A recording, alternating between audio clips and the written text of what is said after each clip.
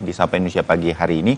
Sekarang saya persilahkan perempuan dulu, Putri dulu, Ladies first. membacakan informasi pertama. Oke, baik. Terima kasih Mas Bayu. Kita akan ke informasi pertama di Sapa Indonesia Pagi. Saudara, 3 kios pedagang di Jalan Keadilan, Pancoran Mas, Depok, hangus terbakar.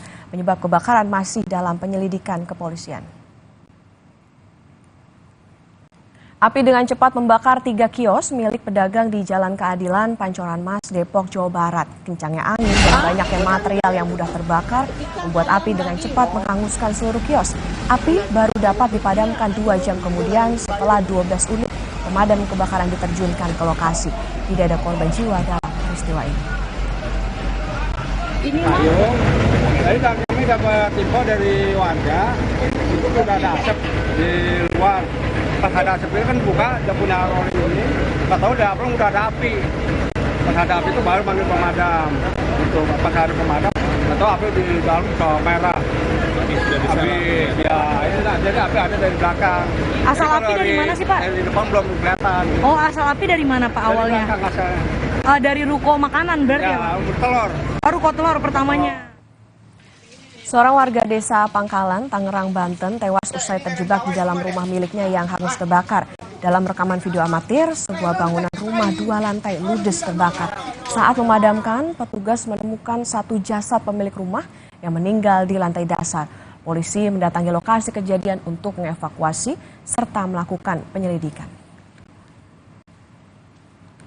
Pada proses pemadaman, kebetulan ditemukan sesosok mayat yang sudah terbakar. Jadi meninggal dunia di tempat.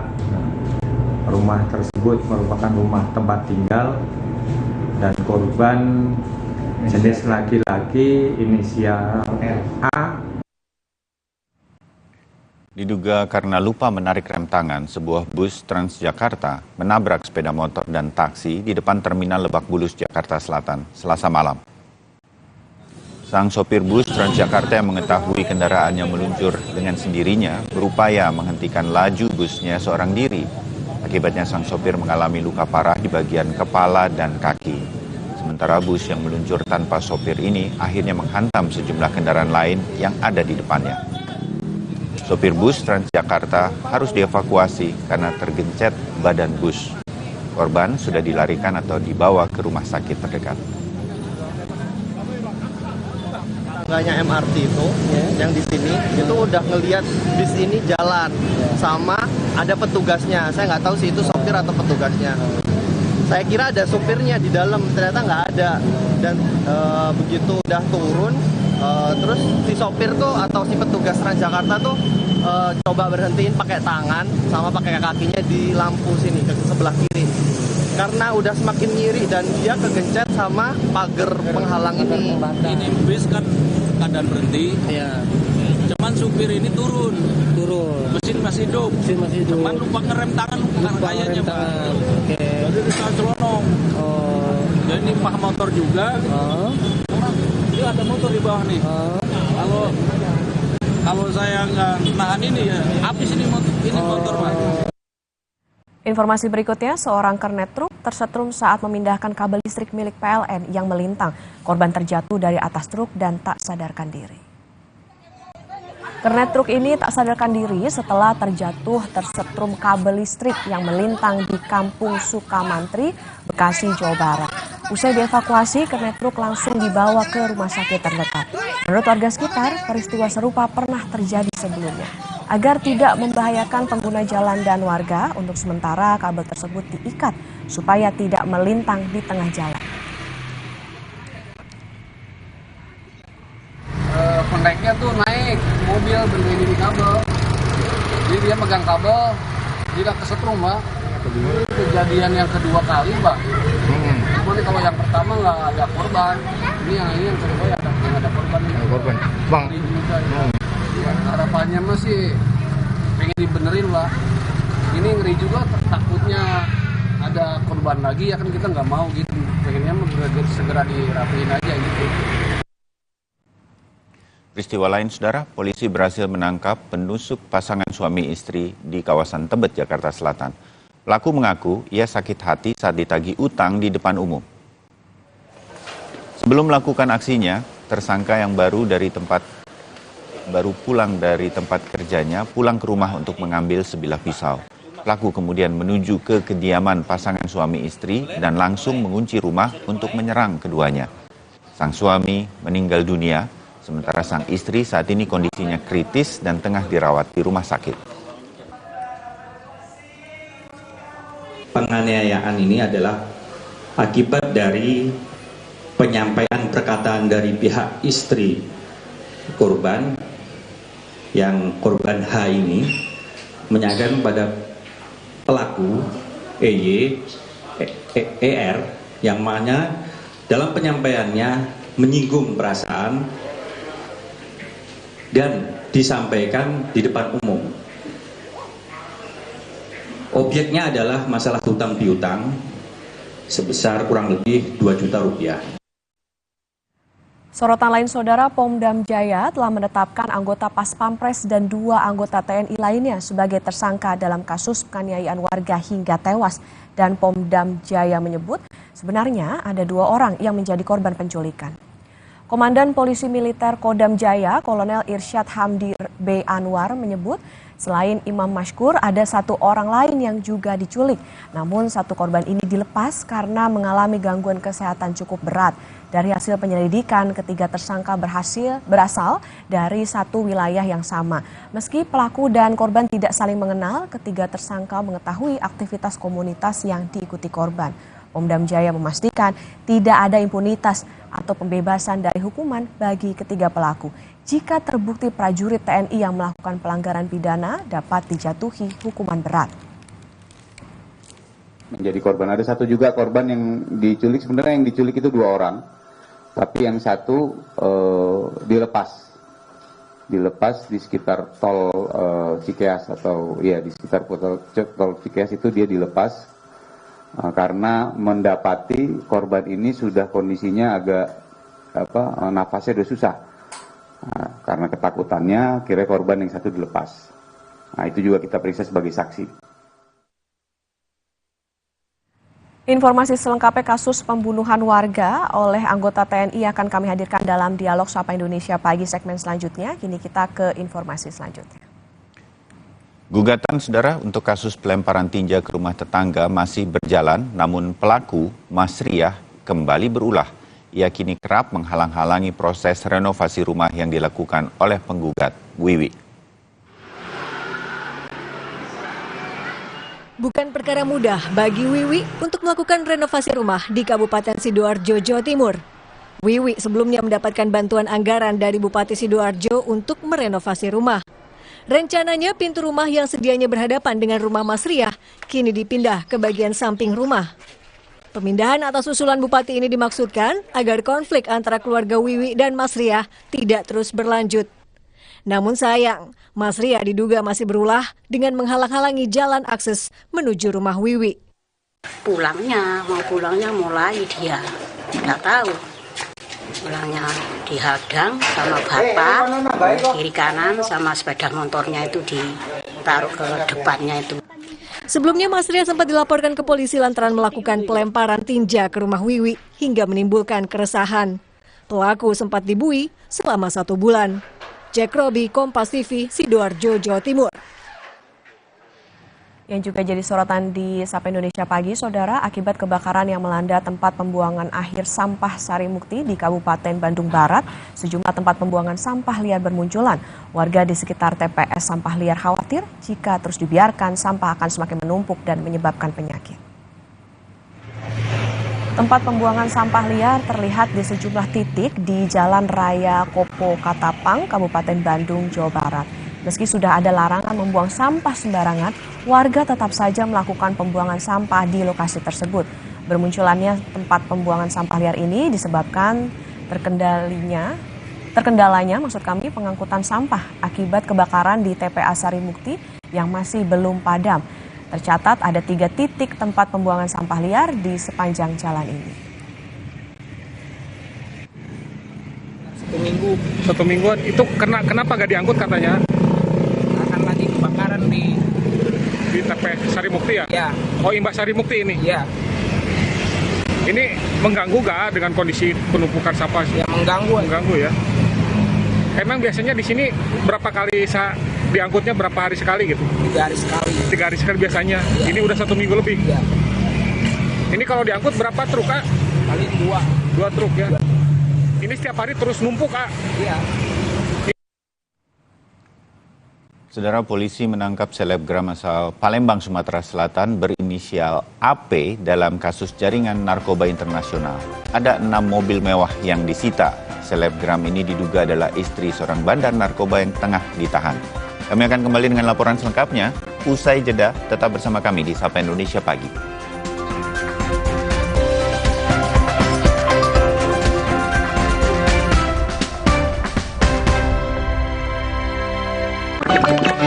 Le Mineral beda banget, lebih smooth, lebih segar. Le Mineral memang berbeda. Setiap tetesnya mengandung mineral esensial seimbang yang penting untuk tubuh dan juga membuat rasa airnya lebih segar. Dan lebih enteng. Le Mineral akan terasa gigi ngilu kalau minum dingin. Itu semua karena memang dia memiliki kondisi gigi sensitif. Ada kemungkinan kondisi ini akan semakin memburuk. Saya merekomendasikan Sensodyne memberikan perlindungan hingga 24 jam. Ini sangat bagus. Kopi ABC Klepon, sensasi baru yang culture abis. Kopi dipadu kelapa gurih, manis gula aren dan harum pandan. Praktis, langsung pakai air dingin. Baru, Kopi ABC Klepon, rasa legit Nusantara. Jalan yuk! Usia nambah, gerak susah ya. Kesehatan sendi harus diperhatikan. Rajin gerak badan tak berlebihan. Bila perlu, minum Wellmove. Diproduksi dengan teknologi modern, higienis, dan halal. Wellmove, bergerak itu nikmat. Untuk membantu atasi capek, pegal, dan nyeri otot, pakai Hotin Cream. Kalau untuk meredakan nyeri sendi, rematik dan keseleo, nah, itu pakai Hotin DCL baru. Bahan aktif DCL-nya efektif mengobati rematik, lindung, dan nyeri sendi. Hotnya, Hotin banget deh. Lebih dari 30 tahun, Thermorex menjaga si kecil ketika demam dan menjadi andalan ibu Indonesia. Menjaga kualitas, aman diminum sesuai dosis anjuran. Thermorex, kembalikan keceriaan si kecil. Produksi Konimax. Aku pikir semua air mineral itu sama. Le Mineral itu beda. Le Mineral memang berbeda. Setiap tetesnya mengandung mineral esensial seimbang yang penting untuk tubuh dan juga membuat rasa airnya lebih segar. Segernya. Le Mineral. Wukong, bagus buat kesehatan. Baru, sudah muncul Natural Sari Kunyit Plus dengan zat aktif kurkumin dan black pepper. Diproses dengan suhu rendah agar zat aktifnya terjaga. Lebih cepat atasi masalah lambung, daya tahan tubuh kuat. Sudah muncul Natural Sari Kunyit Plus. Sakit kepala? Minum Paramex. Gue. Andara nih. Paramex cepat kerjanya, gak pakai lama. Cepat redakan sakit kepala, aman sesuai dosis anjuran untuk redakan nyeri. Sakit kepala, Paramex obatnya. Produksi Konimax. Kalau sakit hati, aduh. Nyeri otot. Segera minum Paramex nyeri otot. Redakan nyeri otot, sendi, dan pegal linu. Nyeri otot, Paramex nyeri otot. Produksi Konimax.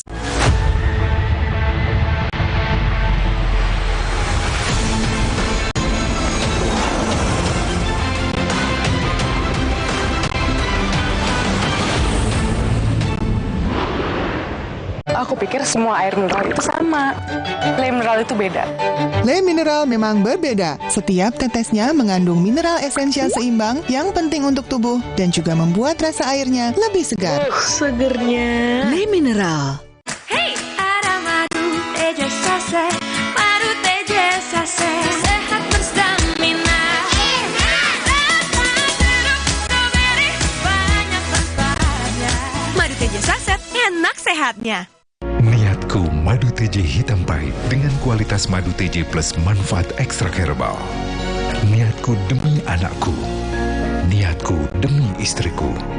Madu TJ hitam pahit, niatku jaga kesehatan. Torabika Cappuccino nomor 1 di dunia. Biji kopinya pilihan dengan susu New Zealand. Choco granulnya nyoklat habis, tapi kopinya masih beras. Perfect balikin mood. Torabika Cappuccino nomor 1 di dunia. Le Mineral beda banget, lebih smooth, lebih segar. Le Mineral memang berbeda. Setiap tetesnya mengandung mineral esensial seimbang yang penting untuk tubuh dan juga membuat rasa airnya lebih segar. Dan lebih enteng. Le Mineral.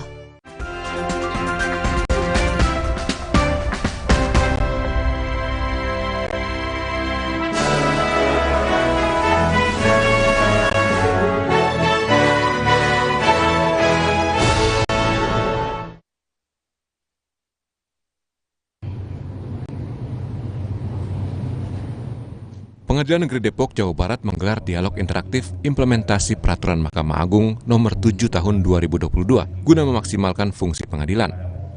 Selain para hakim yang bertugas di PN Depok, dialog ini juga diikuti jaksa dan pengacara. Sosialisasi bertajuk Dialog Interaktif Implementasi Perman 7 Tahun 2022 digelar Pengadilan Negeri Depok di salah satu hotel di kawasan Margonda. Sosialisasi ini membahas perubahan dan teknis persidangan secara elektronik di pengadilan. Hakim Tinggi Jawa Barat selaku Ketua Pengadilan Tinggi Bandung, Heri Suwantoro, mengatakan dengan digelarnya dialog ini diharapkan pemahaman para hakim tentang Perma 7 Tahun 2022 semakin maksimal. Ini kan masih menjadi suatu praktek yang masih belum dikuasai oleh para aparaturnya, baik prosedurnya, acaranya, maupun hal yang lain. Dengan ada dialog ini memberikan pemahaman yang konkret pada aparaturnya, sehingga nantinya pengadilan Mahkamah Agung mendorong adanya kegiatan penyelesaian perkara elektronik ini menjadi maksimal. Sementara Syamsul Ma'arif, Hakim Agung Mahkamah Agung, yang juga sebagai salah satu pembicara dalam dialog, mengatakan meski penerapan Perma 7 Tahun 2022 di lingkungan pengadilan masih harus terus dioptimalkan, namun secara keseluruhan sudah berjalan baik. Berdasarkan data di laporan tahunan ya, Perma 7 ini sudah berjalan dengan baik, meskipun memang masih harus dioptimalkan. Jadi perbandingan antara e-court dengan konvensional ini masih cukup besar ya.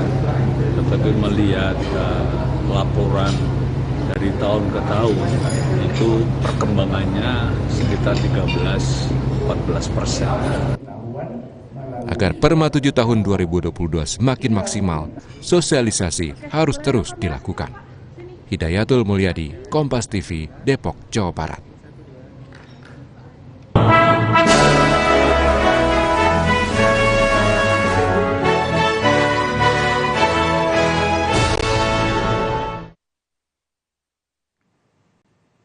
Saudara, seorang ibu rumah tangga ditangkap petugas lapas usai mengirimkan kue berisi 9 paket sabu ke dalam penjara. Petugas lapas di Bancai mendapat 2,58 sabu di dalam kemasan kue yang diselundupkan seorang ibu ke anaknya yang menjadi warga binaan di lapas Bancai. Menurut polisi, sang ibu tidak mengetahui di dalam kue tersebut ternyata terdapat narkoba setelah diterima dari ojek daring. Saat kue dipotong oleh sang ibu, tidak ditemukan sabu sehingga ia mengirimkan ke dalam lapas. Kini, polisi tengah mendalami kasus ini.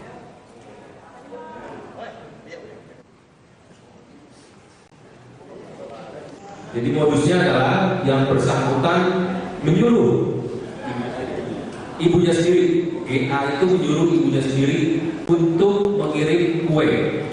Dan ibunya hasil pemeriksaan ternyata tidak tahu.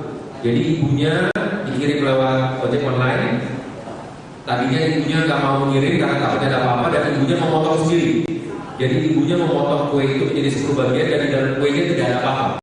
Sehingga ibunya mengirimkan ke dalam, ternyata sabu-sabunya itu ditempel di bawah dus kotak brownies. Saudara, polisi menetapkan pesulap OG Artemus sebagai tersangka penyalahgunaan narkotika setelah hasil tes urin positif THC. Tersangka mengaku sudah 5 bulan ini menanam ganja di pot. Pesulap OG Artemus yang pernah mengikuti ajang pencarian bakat ini terbukti mengkonsumsi dan menanam ganja. Dari rumah tersangka di kawasan BSD Serpong, polisi menyita 5 pot tanaman ganja, alat linting, dan 3 botol berisi biji ganja. Tersangka bersama rekannya dijerat pasal narkotika dengan ancaman hukuman 20 tahun penjara.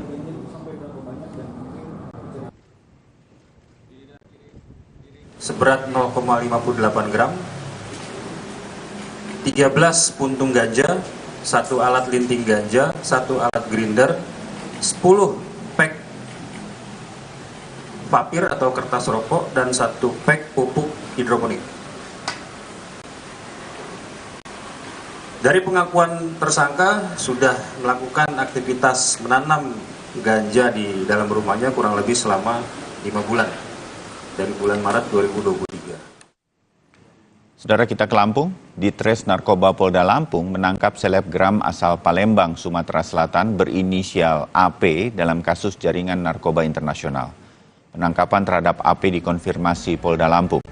AP ditangkap polisi saat ia tengah berada di salon kecantikan di kota Palembang. Ia diduga terlibat jaringan narkoba internasional dan saat ini tengah diperiksa di Polda Lampung. Dari penangkapan terhadap AP, polisi menyita sejumlah barang bukti, diantaranya 6 unit mobil mewah yang diduga hasil penjualan narkoba. AP diduga menampung uang hasil transaksi narkoba dari suaminya yang saat ini sedang ditahan, juga dalam kasus peredaran narkoba.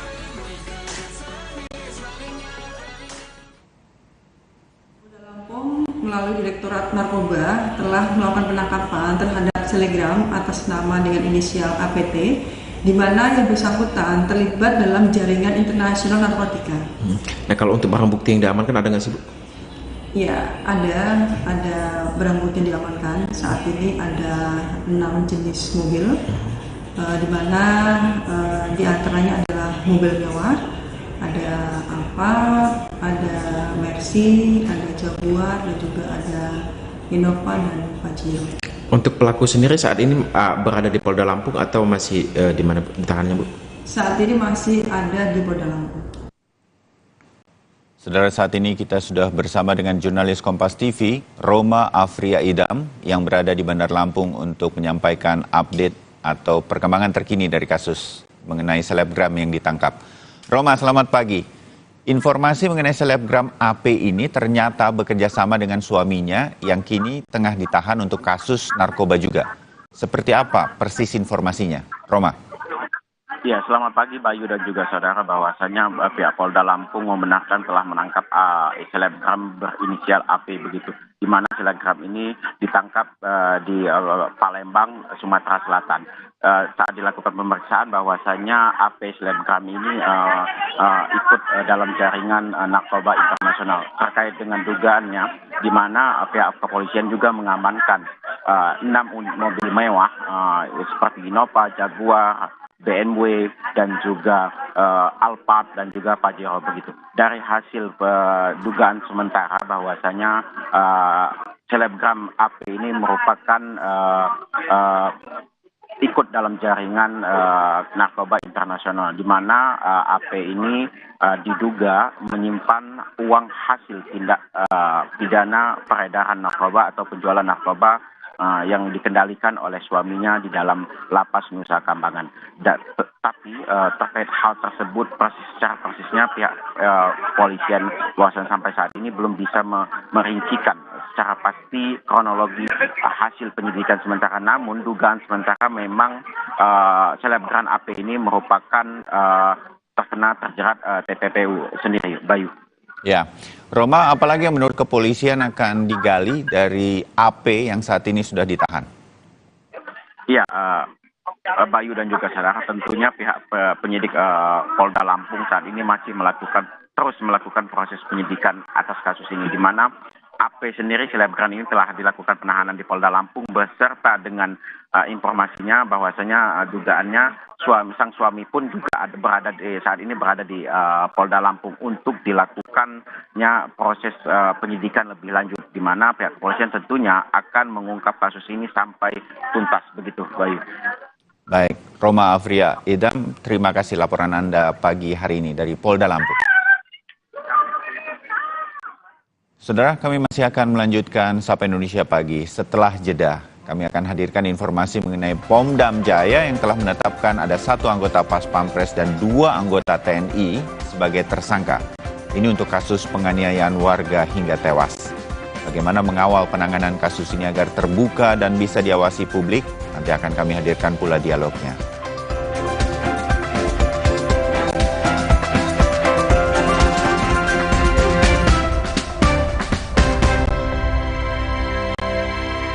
Bagus buat kesehatan. Baru, sudah muncul Natural Sari Kunyit Plus dengan zat aktif kurkumin dan black pepper. Diproses dengan suhu rendah agar zat aktifnya terjaga. Lebih cepat atasi masalah lambung, daya tahan tubuh kuat. Sudah muncul Natural Sari Kunyit Plus. Good.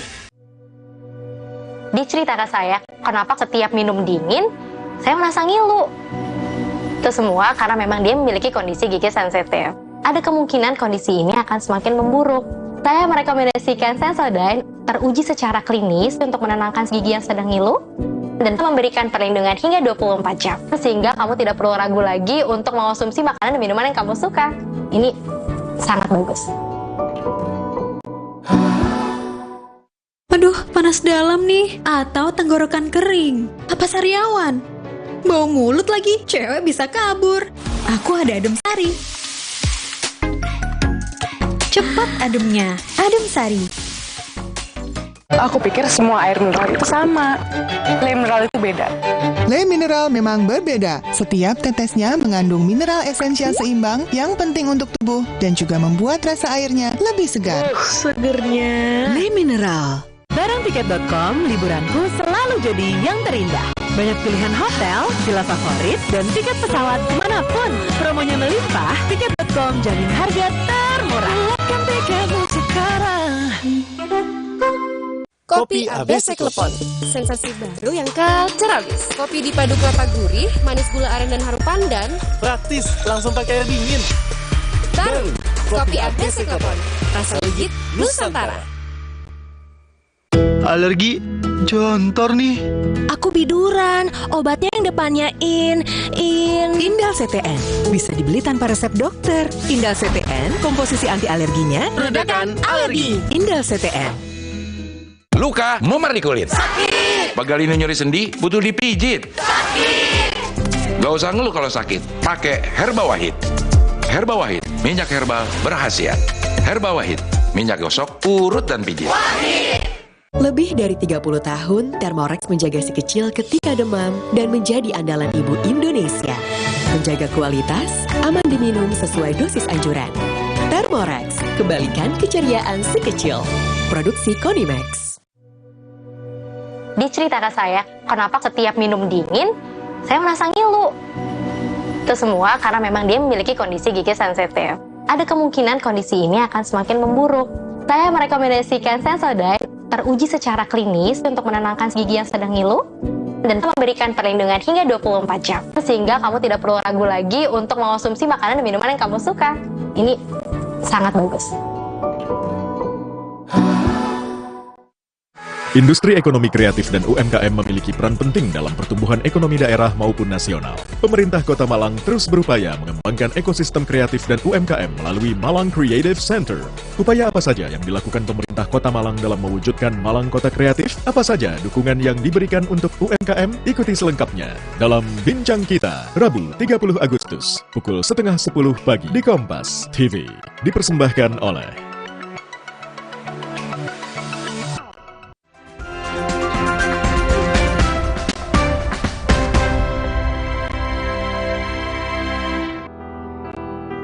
Polisi Militer Kodam Jayakarta, Pomdam Jaya, menetapkan 3 anggota TNI menjadi tersangka kasus penculikan, pemerasan, dan penganiayaan hingga menewaskan pemuda asal Aceh, Imam Mashkur. Ketiganya adalah Praka RM, anggota Pas Pampres, Praka HS, anggota Direktorat Topografi TNI Angkatan Darat, dan Praka J, personil Kodam Iskandar Muda. Mereka satu angkatan dan sama-sama berasal dari Aceh. Kadis Penat Brigjen Hamim Tohari menegaskan tidak ada impunitas atau pembebasan dari hukuman terhadap ketiga TNI yang terlibat aksi kriminal ini. Ini berawal dari dugaan penculikan. Untuk motifnya secara lengkap ini masih dalam proses penyidikan sehingga kita belum bisa ungkap secara lengkap karena mungkin akan ditemukan alat bukti baru maupun keterangan-keterangan baru dari saksi-saksi yang diperiksa. Sehingga ini belum bisa disampaikan saat ini supaya nanti tidak berbias. Kita masih mengumpulkan semua fakta yang bisa mendukung dari pengungkapan kasus ini. Nanti setelah lengkap akan kita sampaikan. Dalam kasus ini didapat pula fakta jika ketiga anggota TNI ini tidak hanya menculik Imam Mashkur. Ada satu korban lain tapi dilepas di sekitar tol Cikeas Bogor. Itu juga korban yang diculik, sebenarnya yang diculik itu 2 orang. Tapi yang satu dilepas di sekitar tol Cikeas atau ya di sekitar tol Cikeas itu dia dilepas karena mendapati korban ini sudah kondisinya agak napasnya sudah susah. Nah, karena ketakutannya, kira korban yang satu dilepas. Keluarga Imam Maskur berharap kasus pembunuhan anak mereka oleh oknum TNI dapat diusut tuntas dan pelaku dihukum setimpal. Dihukum yang setimpal menurut apa yang sudah dia perbuat. Pemerintah dan TNI harus bijaksana mengadili kasus ini yang semaksimal mungkin, yang seadil-adil mungkin. Tak hanya TNI, polisi juga telah menangkap 3 sipil yang menjadi tersangka dalam kasus ini. Satu tersangka sipil berinisial Z yang juga kakak ipar oknum Pas Pampres Pra-KRM berperan sebagai sopir. Sementara 2 lainnya, AM dan H, berperan sebagai penada hasil kejahatan Pra-KRM CS. Tim Liputan, Kompas TV. 3 anggota TNI yang salah satunya adalah anggota Pas Pampres menjadi tersangka penculikan, pemerasan, dan penganiayaan seorang warga sipil hingga tewas. Mirisnya dalam aksi tersebut keluarga korban dimintai tebusan hingga 50 juta rupiah. Kita akan bahas soal aksi kriminal yang dilakukan 3 anggota TNI ini dan bagaimana keadilan untuk keluarga korban. Ada Komandan Pas Pampres tahun 2001-2023, Legend Marinir Purnawirawan Nono Sampono, kemudian juga nanti akan kita bahas bersama dengan pakar hukum pidana Prof. Hipnu Nugroho dan anggota Komisi 1 DPR RI Dev Laksono. Selamat pagi Bapak-bapak semuanya. Pagi, gimana kabarnya? Sehat? Alhamdulillah sehat. Saya mau ke Prof. Hipnu dulu deh. Prof. Hipnu, ini oknum Pas Pampres terlibat penganiayaan hingga menewaskan korbannya. Kira-kira jerat hukum apa yang bisa menanti pelakunya? Ya, begini Mbak Putri. Karena ini adalah militer, jerat hukumnya ada 2, KUHP militer dan KUHP tindak pidana umum. Yang menarik begini Mbak, kalau jerat hukum, permasalahannya ini kan ada 2 penyertaan antara anggota TNI yang tunduk pada hukum pidana militer, yang tunduk pada peradilan militer, dan sipil yang tunduk peradilan umum. Kan itulah. Oleh karena itu dalam perkembangan terakhir kalau memang ada 2 kompetensi antara peradilan umum dan peradilan militer, maka seyogyanya kalau kita lihat dalam kitab undang-undang hukum acara pidana adalah masuk peradilan koneksitas. Apa makna koneksitas? Adalah sebagai bentuk asas cepat, asas sederhana. Sebab kalau nanti diadili sendiri-sendiri, yang 3 TNI diadili dalam peradilan militer, yang 1 sipil dalam peradilan umum, ini akan menjadi lama. Karena apa Mbak? Dalam kasus ini adalah ada 4 terdakwa, saling menjadi saksi dan saling menjadi terdakwa. Oleh karena itu, dalam permasalahan ini koneksitas sebagai jalan tengah, sebagai asas cepat, sehingga peradilannya menjadi satu. Ketika ada saling menjadi saksi, tidak menjadikan suatu peradilan yang berbeda. Itu yang konsep peradilannya. Disinilah yang kemarin teman-teman rame, kenapa tidak peradilan umum, kenapa tidak peradilan militer? Karena memang kalau kita lihat undang-undangnya, dalam konsep TNI itu ada lex specialis. Lex specialis yang ada di dalam KUHP, artinya diatur tersendiri, yang melihat dari subjek, bukan objek. Kan itu. Tapi kalau peradilan umum, subjek dan objek. Inilah yang jadi kemarin pertanyaan bergulir di publik. Cuman perkembangan terakhir dengan ditemukannya dari warga sipil, berarti menurut kami koneksitas itu yang lebih tepat. Sehingga asas cepat ketemu, objektivitas juga ketemu, dalam suatu pembuktian juga mudah, karena saling menjadi saksi dan saling menjadi terdakwa dalam kasus dugaan pemerasan ataupun mungkin pembunuhan yang sedang dituduhkan. Oke, Prof. Hipnu, artinya kalau misalnya yang diutamakan atau yang memang bisa dipilih adalah soal koneksitas, maka apakah ini bisa menjamin juga adanya transparansi maupun juga memastikan bahwa tidak akan ada impunitas begitu bagi oknum TNI ini? Sebetulnya bukan begitu Mbak, jadi semua itu namanya seorang tersangka terdakwa di peradilan tidak ada imunitas. Mungkin permasalahannya begini, ini mungkin Pak Nono mungkin bisa dikoreksi ya. Kenapa publik mengatakan ada imunitas? Itu karena dalam konsep asas peradilan militer, di sana ada asas kesatuan komando, ada asas pimpinan bertanggung jawab, dan asas rahasia. Lah, mungkin rahasia ini yang dikhawatirkan oleh teman-teman. Tapi pertanyaannya begini Mbak Putri, ini kejahatan pembunuhan biasa, bukan kaitannya alutista.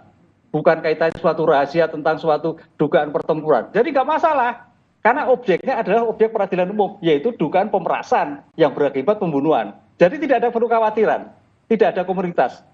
Gitu Mbak, ini yang membedakan itu asasnya itu, asas kekhawatiran itu yang menjadikan teman-teman itu, oh ini kan rahasia, oh enggak ada. Namanya peradilan itu objektif, bicara hukum, bicara bukti.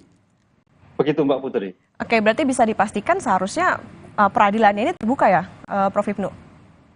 Mbak Putri, semua peradilan prinsip umum adalah terbuka untuk umum, kecuali kasus kesusilaan dan kasus anak-anak.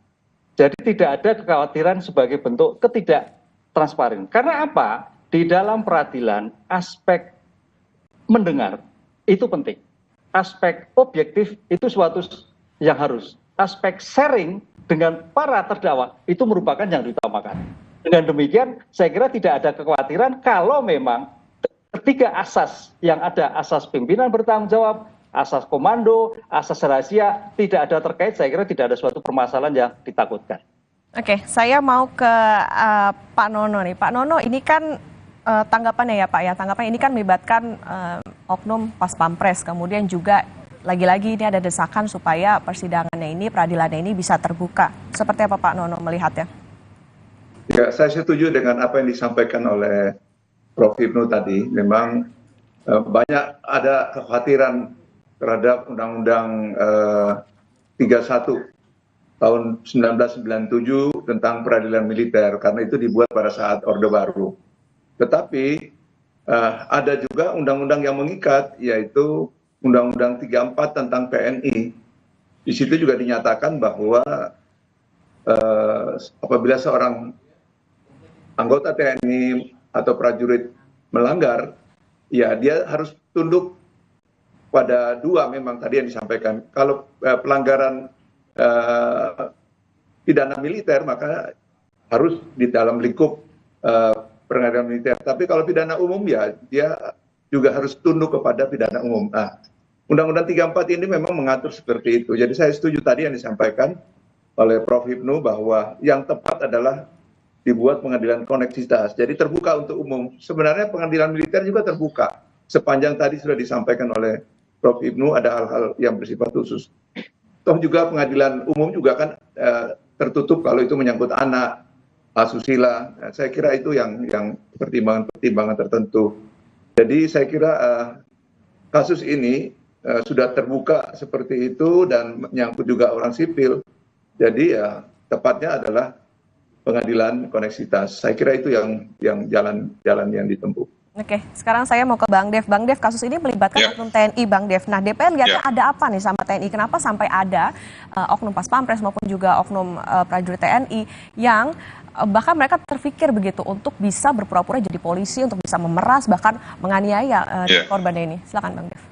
Ya, gini, saya dapat banyak masukan ataupun juga tuntutan dari berbagai macam elemen masyarakat yang minta untuk apakah itu rekrutmennya, pelatihannya, doktrinisasinya TNI yang perlu diperbaiki.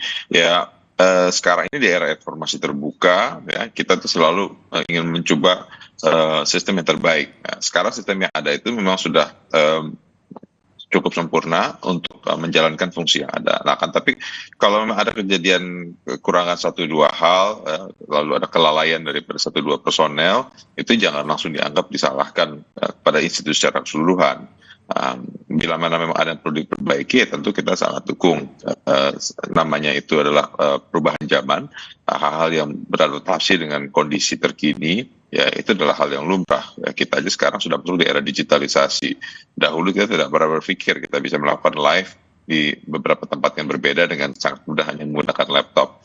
Tapi sekarang kita sudah bisa melakukan hal ini semua. Jadi ya yang namanya hal perubahan itu adalah hal yang lumrah dan itu kita harus selalu beradaptasi. Nah, mengenai tentang beberapa personil yang rusak ini, ya mereka melakukan hal-hal yang amat memilukan dan memalukan.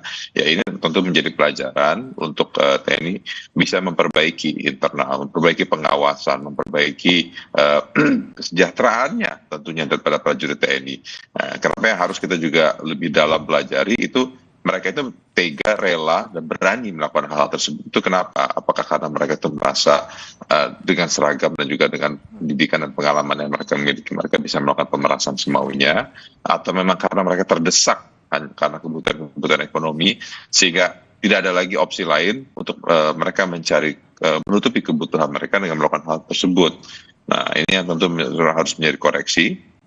Investasi pemerintah setiap tahunnya untuk aparat penegak hukum dan aparat pembela negara, yaitu TNI, Polri, dan juga seluruh institusinya itu ratusan triliun, baik mulai dari rekrutmen, pendidikan, persiapan pengadaan pelatihan mereka, pengadaan peralatan mereka, dan juga infrastruktur yang mereka gunakan. Nah, tapi memang masih banyak hal-hal yang dibutuhkan, seperti contohnya untuk kebutuhan hidup mereka sehari-hari, untuk perumahan mereka, untuk kesejahteraan keluarga mereka. Nah, itu hal itu yang harus dipertimbangkan dan harus ditetapkan dan juga harus disiapkan oleh pemerintah untuk memastikan bahwa seluruh personel TNI dapat bekerja dengan tenang, tanpa harus berpikir mencari sampingan sana-sini, dan mereka tahu bahwa kebutuhan mereka telah dipenuhi oleh negara. Nah, hal inilah yang harus menjadi catatan kita ke depan. Nah, Bang Dev, artinya DPR ini tentunya Komisi 1 ini melihatnya apa sih yang sebetulnya poin-poin yang perlu dievaluasi, yang perlu diperbaiki, karena kalau kita mengingat juga kejadian yang melibatkan anggota TNI, oknum anggota TNI terkait dengan kekerasan, ini tidak sekali dua kali begitu. Apa yang bisa dilihat oleh DPR? Apa yang harus dilakukan? Ya, tentunya beberapa hal yang mesti diperbaiki ya. Yang paling pertama itu adalah kesejahteraan mereka sendiri, kebutuhan primer mereka seperti sandang pangan papannya, sehingga mereka tidak perlu mencari sana sini yang di luar daripada tupoksi mereka, dan bahkan bisa berpotensi mencoreng nama institusi sendiri. Nah, dan juga mesti terus ditanamkan dan diingatkan bahwa setiap personel TNI dimanapun mereka bertugas, mereka itu adalah pengayom masyarakat, pelindung masyarakat. Jadi jangan sampai ada pemikiran ataupun juga ada praktek-praktek yang bisa mengarah mereka itu menjadi pemeras dan penekan masyarakat. Karena itulah yang terjadi di kasus ini. Dan setelah semakin kita membahas, semakin kita menggali, semakin terkuak bahwa kejadian ini bukan sekali, kejadian ini berkali-kali, dan juga untuk kejadian ini untuk beberapa orang, korbannya jadi semakin banyak yang muncul. Nah, proses hukumnya harus tetap dijalankan, dan juga harus ada disciplinary action kepada seluruh personel TNI yang mungkin terlibat, ataupun juga yang ada pun yang melakukan hal yang serupa, sehingga ada efek jerahnya, dan juga akan semakin tinggi pengawasan kepada mereka personel TNI yang sedang off duty, bahwa mereka itu tetap menjaga nama baik dan wibawa institusi ketika mereka ada di tengah masyarakat umum. Oke, Prof. Hipnu, kalau peradilan koneksitas ini pernah tidak sih dilakukan sebelum-sebelumnya? Kemudian juga apakah kalau memang dilakukan nantinya oknum TNI ini bisa bersaksi juga di peradilan umum ataupun sebaliknya? Karena kan kalau dalam kasus ini juga disebutkan bahwa ada sipil juga yang terlibat. Ya, begini Mbak. Jadi tadi saya katakan peradilan koneksitas sebagai jalan tengah untuk memadukan subjek hukum yang tunduk pada peradilan militer dan subjek hukum yang tunduk pada peradilan umum. Oleh karena itu, nanti dari peradilan di sini ada nanti joint investigasi penyidik koneksitas. Jadi sekarang mungkin sudah berjalan antara penyidik POM dan penyidik polisi, kan itu. Karena ada sipilnya. Kemudian juga nanti penuntut umum. Penuntut umum juga penuntut umum, kalau penuntut satu. Di sekarang kan Jaksa Agung ada Jampitmil. Jaksa Agung Pidana Militer itu yang melakukan suatu kewenangan penuntutan dalam kasus koneksitas. Oleh karena itu begini Mbak, nanti ini menarik memang. Dalam suatu koneksitas itu titik berat kerugian pada peradilan umum, maka nanti hakim ketua itu adalah pada hakim umum. Hakim anggota, hakim pada militer, secara berimbang. Ini apa? Karena konsep pemeriksaan yang militer ya diperiksa militer, tapi terkait dengan pembuktiannya ada peradilan umum. Dengan demikian nanti dalam peradilan-peradilan umum itu sudah banyak Mbak, sudah banyak terjadi ya. Tapi biasanya memang ini suatu tantangan dari Pak Jenderal Nono ya terkait dengan kasus ini. Kalau terkait kasus-kasus yang terkait tindak pidana umum itu koneksitas gampang. Tapi kalau terkait kasus-kasus tindak pidana tertentu, ini yang kita sekarang lagi ramai kemarin, contoh kasus Basarnas, ini masih perdebatan apakah koneksitas atau peradilan militer. Nah, ini saya kira juga bagian dari politik hukum negara, bagian dari tadi kelegowoan suatu kasus bahwa ini adalah kasus merugikan kepentingan umum sehingga koneksitas suatu jalan tengah. Karena apa Mbak, nanti semua kalau militer, hakim umum pun diberi pangkat tituler ketika pada saat sidang, hanya ketika pada sidang. Karena kewenangan memeriksa output militer adalah militer, sehingga hakim yang umum diberikan pangkat tituler ketika itu diberikan satu tingkat di atas yang diperiksa. Itu kalau melihat suatu peradilannya. Jadi ini mudah. Kalau kita lihat konsep peradilan militer itu memang kalau yang melanggaran kejahatan itu adalah Tamtama, Bintara, itu mudah sekali Mbak Putri. Tapi kalau seandainya kita berumpama, kalau Bintang misalkan Jenderal Nono, 3 misalkan, itu berarti hakim memeriksa Jenderal 4. Nah ini yang akan konsep tingkat ini yang agak menjadikan perdebatan tersendiri ketika ada oknum kasus-kasus yang tingkatannya lebih tinggi. Karena hakim pemeriksa harus satu tingkat di atas yang diperiksa. Kebetulan kasus ini Tamtama, sehingga saya kira banyak sekali hakim-hakim tingkat pertama yang ada di peradilan militer. Begitu Mbak. Oke, baik. Pak Nono, dari selama Bapak menjabat misalnya, nah pernah tidak Pak ada yang menggunakan tadi peradilan koneksitas, kemudian juga apa sebetulnya yang bisa dijadikan bahan evaluasi, karena lagi-lagi ini melibatkan oknum pas pampres. Kalau tadi Bang Dev sempat menjawabnya, ada salah satu poinnya ada soal kesejahteraan. Bagaimana Pak Nono melihatnya? Pengalaman saya belum, sepanjang saya dinas belum pernah. Jadi memang pada masa itu kan masih masa peralihan dan Undang-Undang 34 belum keluar. Tapi setelah Undang-Undang 34 keluar ini terlihat ya tadi di Kejaksaan ada yang mengatur tentang penuntut militer. Di Mahkamah Agung juga ada sekarang. Kalau dulu memang tidak ada. Sehingga kelihatan di sini secara organisasi saja struktur sudah konektivitas itu bisa terpenuhi. Saya monitor teman-teman di DPR, Bung Dev dan teman-teman di Komisi 1 sedang juga mengolah, melihat apakah ini kelanjutan daripada bagaimana Undang-Undang 31 dan 34 ini bisa diselaraskan, sehingga ini menjadi masalah pengadilan menjadi hal yang terbuka di era reformasi ini. Saya ingin melengkapi apa yang disampaikan Bung Dev tadi.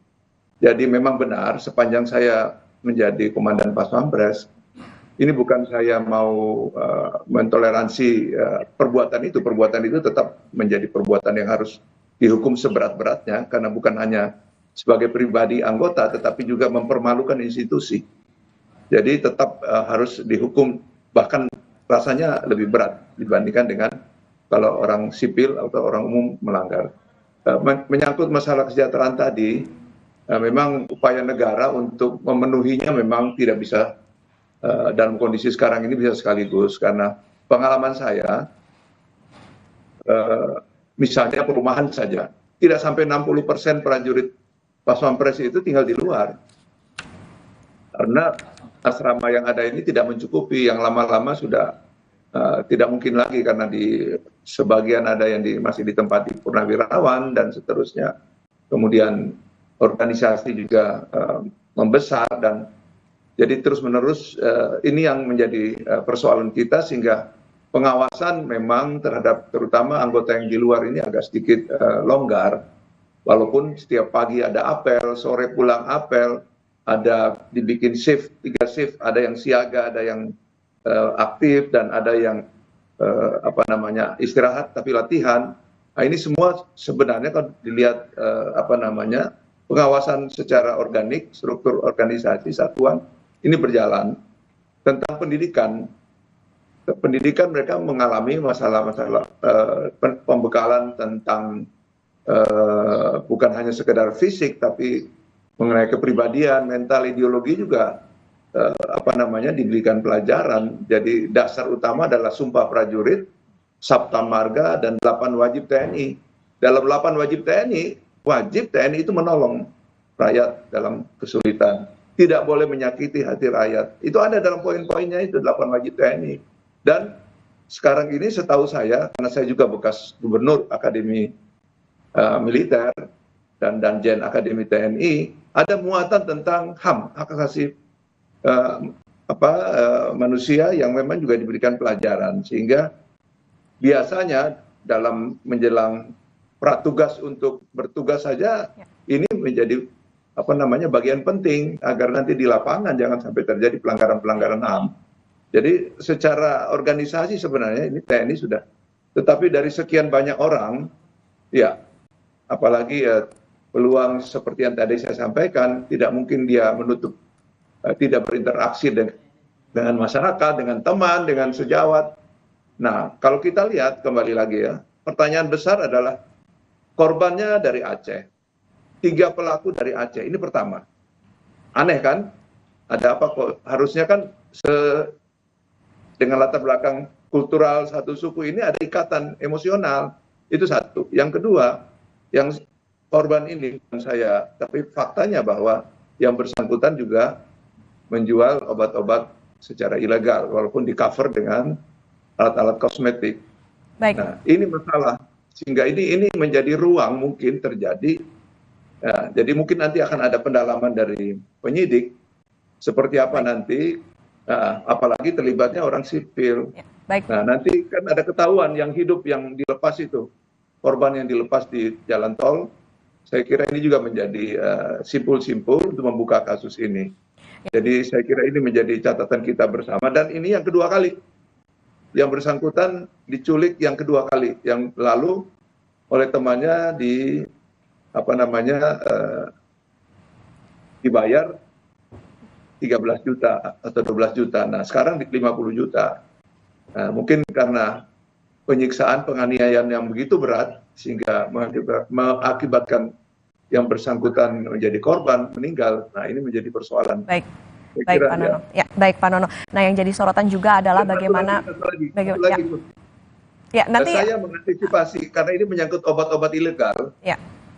Baik, Pak Nono. Apakah nanti ini bagian dari setelah jeda nanti akan kita bahas kembali, Pak Nono. Izin Pak Nono.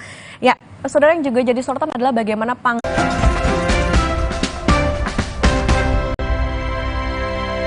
Tiket.com, liburanku selalu jadi yang terindah. Banyak pilihan hotel, villa favorit, dan tiket pesawat kemanapun. Promonya melimpah, Tiket.com jamin harga termurah. Loket tiketmu sekarang. Akan terasa gigi ngilu kalau minum dingin, itu semua karena memang dia memiliki kondisi gigi sensitif. Ada kemungkinan kondisi ini akan semakin memburuk. Saya merekomendasikan Sensodyne memberikan perlindungan hingga 24 jam. Ini sangat bagus. Makan pedas atau gorengan? Adem sari sparkling dengan es lebih enak. Makan juga lebih nikmat. Mau panas di dalam. Adem sari.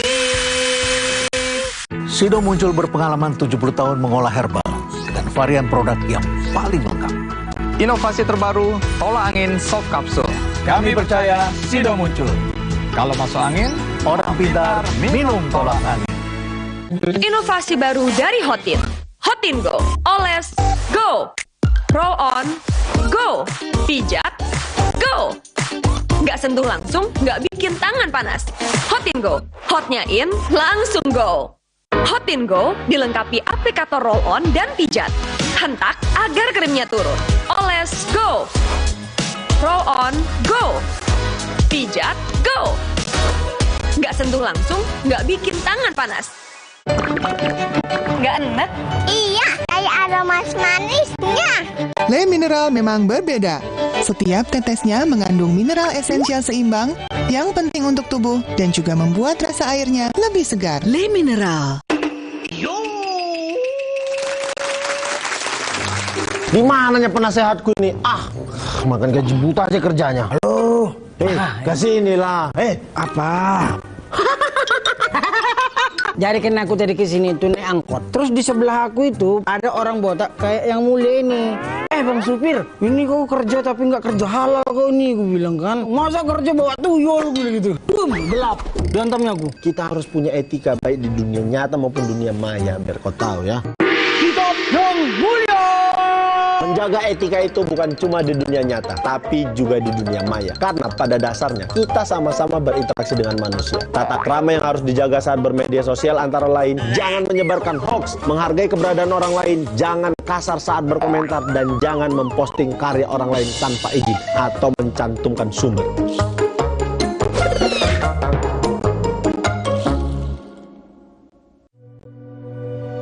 cerita ke saya, kenapa setiap minum dingin, saya merasa ngilu. Itu semua karena memang dia memiliki kondisi gigi sensitif. Ada kemungkinan kondisi ini akan semakin memburuk. Saya merekomendasikan Sensodyne teruji secara klinis untuk menenangkan gigi yang sedang ngilu dan memberikan perlindungan hingga 24 jam. Sehingga kamu tidak perlu ragu lagi untuk mengonsumsi makanan dan minuman yang kamu suka. Ini sangat bagus.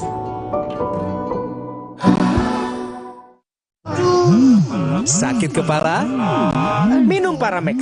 Gue andalan nih. Paramex cepat kerjanya, gak pakai lama. Cepat redakan sakit kepala, aman sesuai dosis anjuran untuk redakan nyeri. Sakit kepala, Paramex obatnya. Produksi Konimex. Kalau sakit hati, aduh, nyeri otot. Segera minum Paramex nyeri otot. Redakan nyeri otot, sendi, dan pegal linu. nyeri otot, Paramex nyeri otot. Produksi Konimex.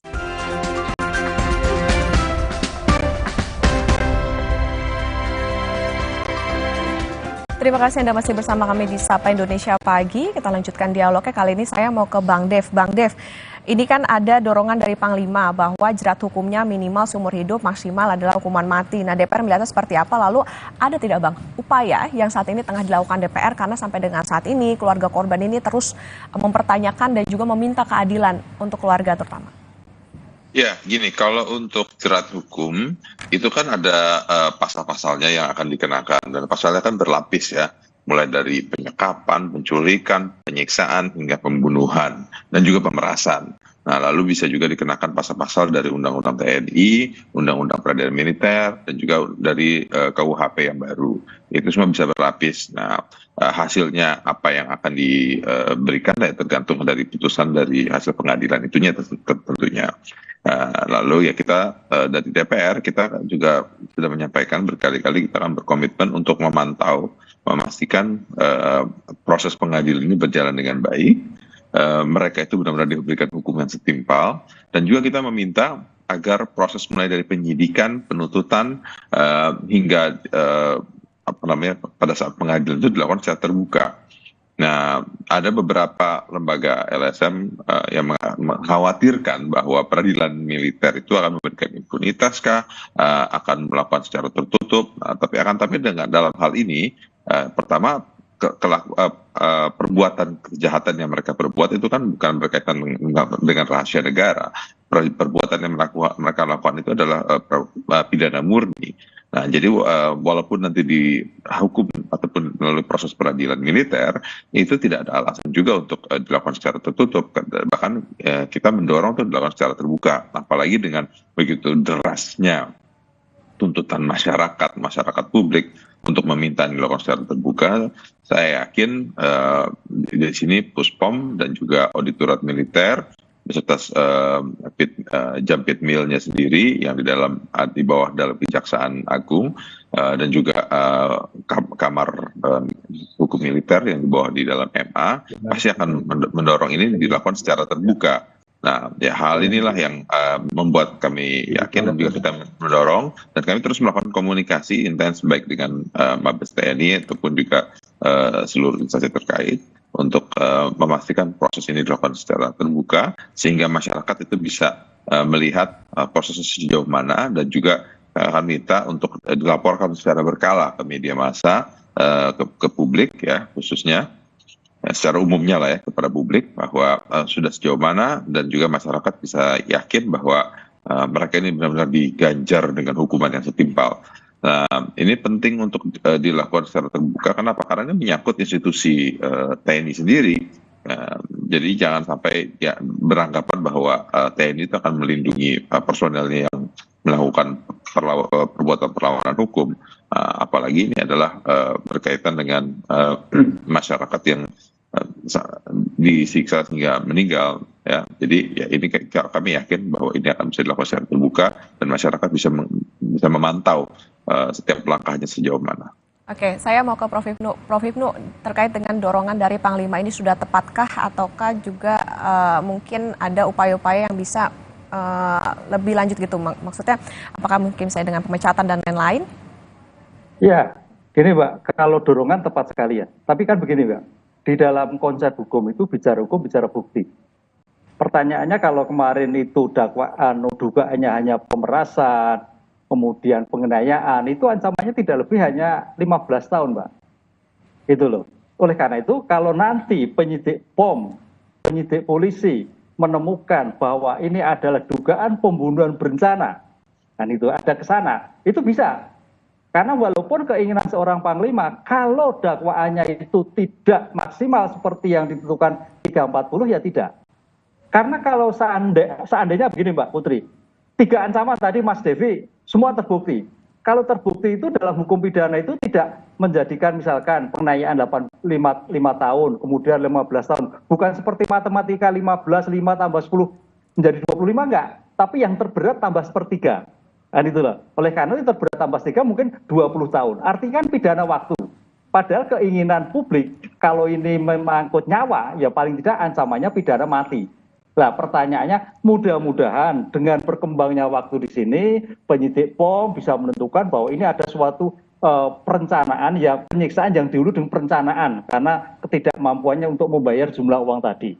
Yang penting lagi Mbak Putri, mudah-mudahan ini kan tadi Pak Dewi menyatakan ini mudah-mudahan juga bukan bagian sindikat. Adakah dari oknum tadi itu melebar ke oknum yang lain? Kan itu pertanyaan kan seperti itu. Karena sekarang itu kadang-kadang kalau sudah sindikat, mafia itu tidak bersendiri, tapi ada komponen-komponen lain. Nah ini saya kira mudah-mudahan nanti penyidik POM, penyidik Polri bisa mengembangkan sehingga benar-benar perkara itu tuntas membersihkan institusi TNI yang sedang berada di sorotan. Begitu Mbak. Prof Ibnu, berarti kalau misalnya dilihat mungkin dari pengamatan Prof Ibnu yang sebelum-sebelumnya juga mungkin pernah terjadi. Nah ini bisa dilihat ini ada unsur perencanaan nggak? Karena mereka bisa dikatakan ini tidak hanya sekali, kemudian juga sempat menculik, lalu juga melakukan upaya pemerasan kepada keluarga, lalu sampai akhirnya dilakukan penganiayaan sampai korbannya tewas. Ini seperti apa Prof Ibnu?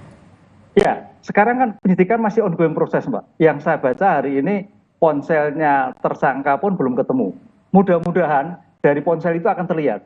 Karena dengan digital forensik yang ada akan ketahuan sejak kapan komunikasinya, sejak kapan pembicaraannya, sejak kapan utang pembayarannya, apa yang dilakukan akan terlihat. Sepanjang itu belum, agak sulit karena di era sekarang itu scientific crime investigation suatu yang sangat menentukan dalam mengungkap suatu perkara yang betul-betul tuntas. Kalau itu tidak ketemu agak sulit Mbak. Walaupun memang dari segi teknik mungkin oke lah HP nggak ketemu, tapi nomornya kan ada. Nomornya ada, bisa dari decoder nanti bisa dicek. Seperti pembuktian itu tidak ada pembuktian mungkin nggak ketemu, ada pembuktian tidak langsung. Circuit evidence akan menentukan sekali. Sehingga dalam seperti ini saya kira memang betul POM tidak hanya berkutat pada pengakuan 3 tersangka, tapi juga bagaimana saintifik yang melatar belakangi komunikasi itu bisa terungkap. Sehingga bisa terungkap substansi perkaranya, juga bisa terungkap subjek-subjek yang terlibat di dalamnya. Begitu Mbak.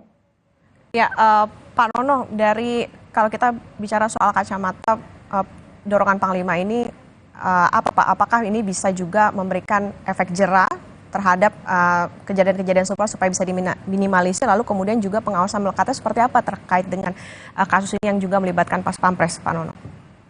Begini, jadi memang apa yang disampaikan Panglima itu sebenarnya bersifat serius, ini akan menanganinya.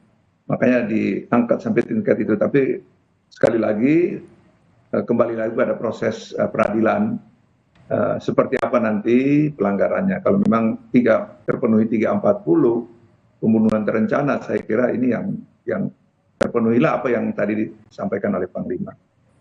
Jadi kita serahkan saja pada proses pengadilan.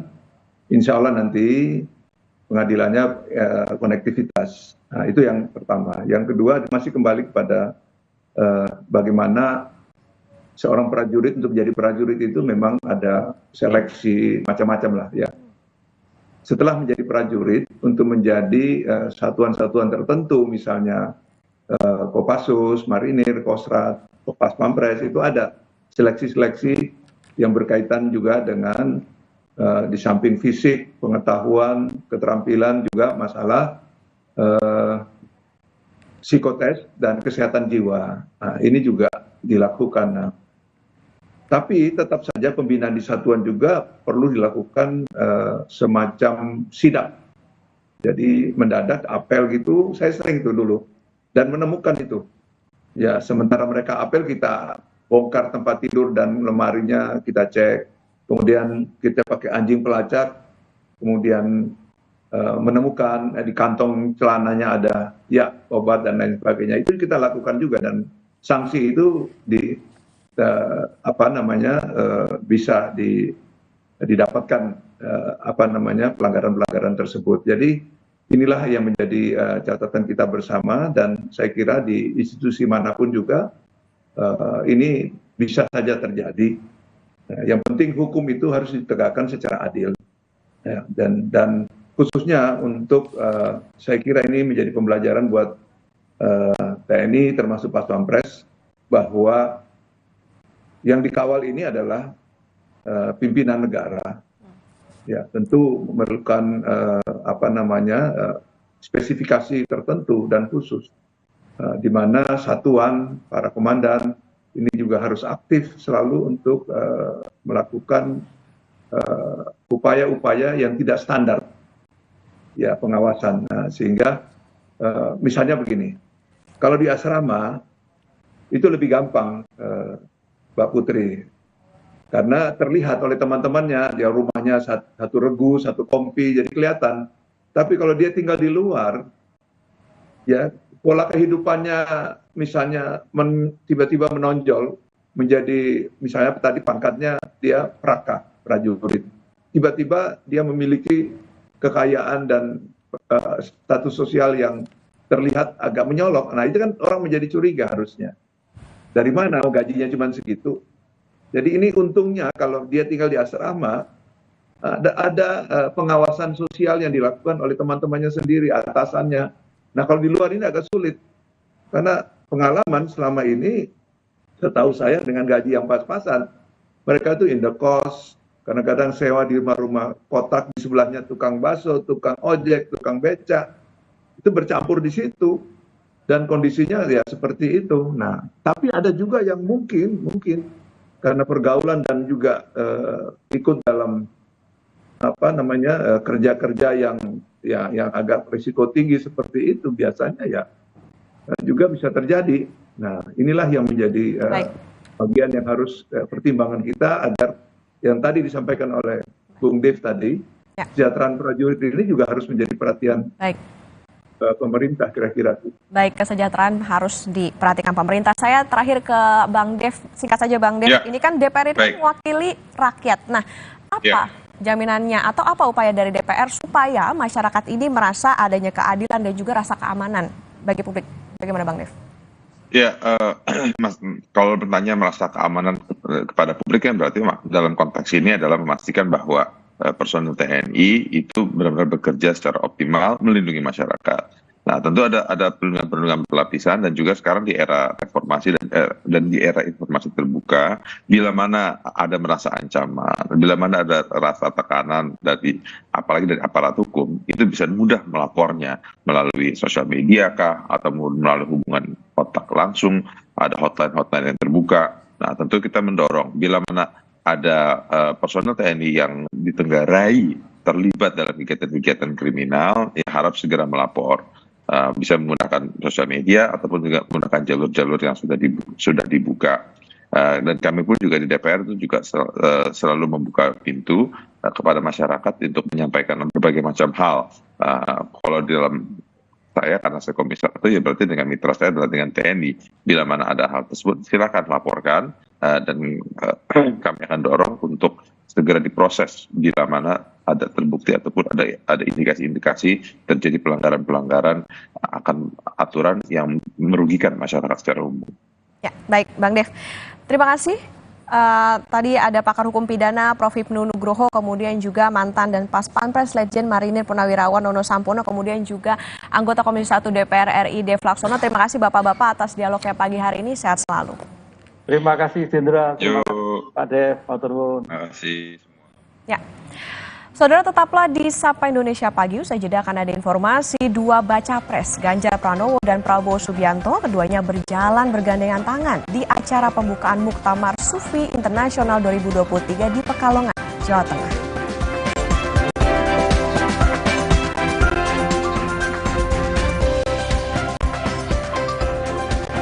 Ada pula informasi bakal calon presiden dari Koalisi Perubahan untuk Persatuan Anies Baswedan memberikan kuliah kebangsaan di depan para mahasiswa FISIP Universitas Indonesia.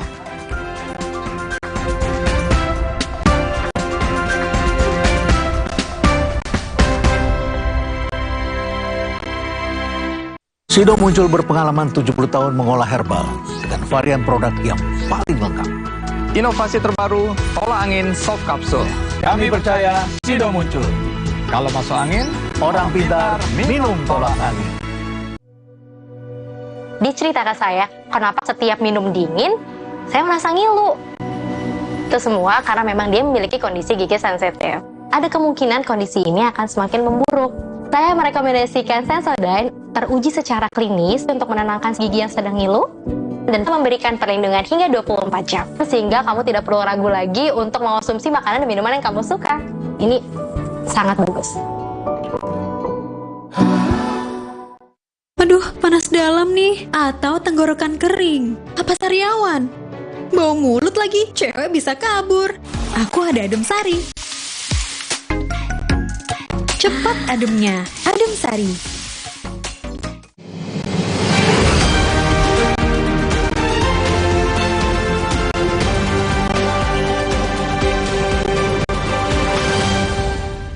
Ini saya disumpah untuk duduk di sini demi Allah.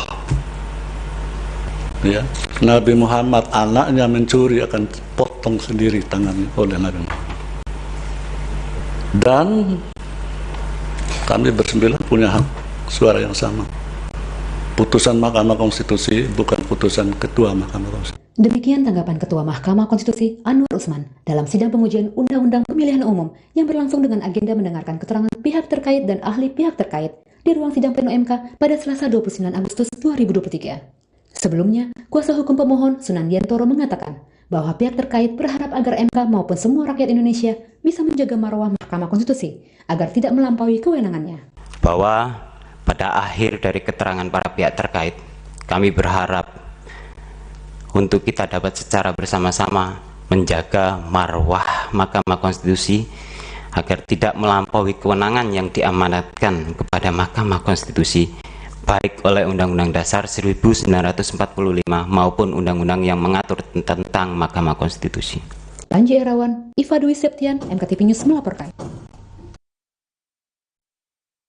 Akan terasa gigi ngilu kalau minum dingin. Itu semua karena memang dia memiliki kondisi gigi sensitif. Ada kemungkinan kondisi ini akan semakin memburuk. Saya merekomendasikan Sensodyne memberikan perlindungan hingga 24 jam. Ini sangat bagus. Di tanganmu, botol plastik bekas bisa jadi baru lagi. Seperti tas, baju, hingga sepatu ini. Bersama Gerakan Ekonomi Sirkular Nasional Le Mineral, mari mulai kebiasaan baru memilah sampah plastik dari rumah, menyalurkan lewat aplikasi, pemulung, ataupun bank sampah. Sampah plastikmu memberi nilai tambah untukmu dan juga untuk mereka. Dengan langkah sederhana, pisahkan sampah sesuai jenisnya, sampah organik, plastik termasuk PET, kertas, dan kaleng, lalu salurkan. Sampah plastik yang terpilah bisa didaur ulang. Mulai kebiasaan baru dan buat botol plastik bekasmu jadi baru lagi.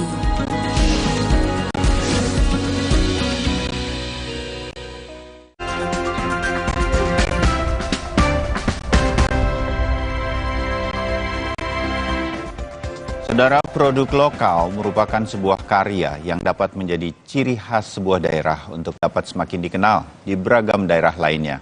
Seiring berjalannya waktu, para pelaku usaha kecil di Yogyakarta terus berusaha berkembang dan naik kelas. Bagaimana pemerintah Daerah Istimewa Yogyakarta menyiapkan para pelaku UMKM untuk semakin berkembang? Simak informasinya bersama Gusti Kanjeng Ratu Bendoro yang akan membahas Si Bakul Jogja, sebuah program inovasi digital dari Dinas Koperasi UMKM Daerah Istimewa Yogyakarta.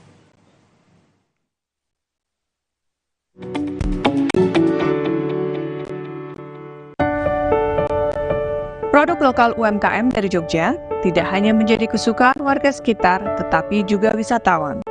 mulai dari produk kuliner, craft, hingga fashion.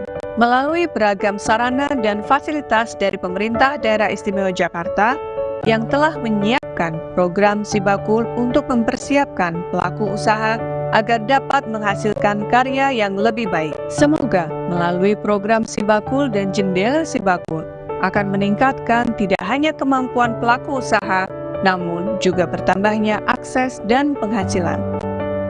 Produk lokal merupakan sebuah karya yang dapat menjadi ciri khas daerah untuk dapat semakin dikenal di beragam daerah lainnya. Bagaimana pemerintah daerah istimewa Yogyakarta menyiapkan para pelaku UMKM semakin berkembang? Mari ikuti Paling Istimewa bersama saya, Gusti Kanjeng Ratu Bendoro, yang akan membahas produk lokal Sibakul dari Dinas Koperasi UMKM Daerah Istimewa Jakarta. Ini dalam waktu dekat rencana Jogja akan mengusung Jogja Culture Wellness Tourism nih, Bu. Produk-produk yang di kita ini sebenarnya banyak sekali ya. Iya kan, luar biasa nih Gusti ya. Contohnya kayak apa nih Bu? Food, craftism semuanya bisa masuk. Nah, apalagi yang healthy food juga. Nah, healthy food juga masuk di sana. Potensi terhadap bahan baku yang ke arah wellness ini kan sudah sangat luar biasa ya. Tinggal bagaimana mengemas, bagaimana memanfaatkan produk-produk tersebut atas sentuhan ya tentang fasilitas yang diberikan oleh Sibakul ya dari kepada pelaku usaha maupun juga pembeli apa. Fasilitas unggulan yang sekarang terus kita dorong ini adalah pre-ongkir itu sih ya. Karena kan ini sejalan dengan apa yang sekarang itu go digital. Tidak harus punya toko, tidak harus punya tempat, barangnya ada di suatu tempat ini, tapi sebetulnya ada di seluruh dunia. Maka free ongkir kita itu tidak hanya sekedar di Jogja saja, sampai ke seluruh dunia. Semuanya ini disupport melalui dana keistimewaan Gusti. Itulah istimewanya Jogja. Terima kasih Bu Siwi atas waktunya. Saatnya kita belanja. Mari. Pemerintah Daerah Istimewa Yogyakarta menyediakan beragam layanan dan fasilitas berbelanja produk lokal Jogja, salah satunya dengan pengiriman belanja gratis. Untuk informasi cara bergabung menjadi bagian dari komunitas UMKM Sibakul, cek melalui website dan sosial media localnews.id. Cari lebih banyak informasi atau bersama Paling Istimewa di Kompas TV.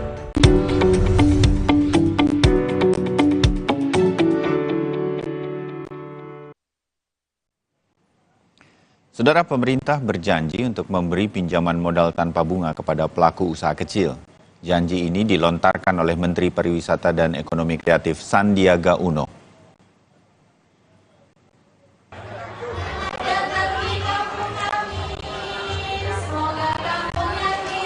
Menteri Pariwisata dan Ekonomi Kreatif Sandiaga Uno menemui pelaku usaha mikro, kecil, dan menengah atau UMKM di Masjid Jogokarian di Yogyakarta pada Selasa siang. Melalui program OKOC, Sandiaga berjanji akan memberi bantuan berupa pinjaman modal tanpa bunga kepada 106 pelaku UMKM binaan Masjid Jogokarian, yakni masing-masing sebesar 15 juta rupiah.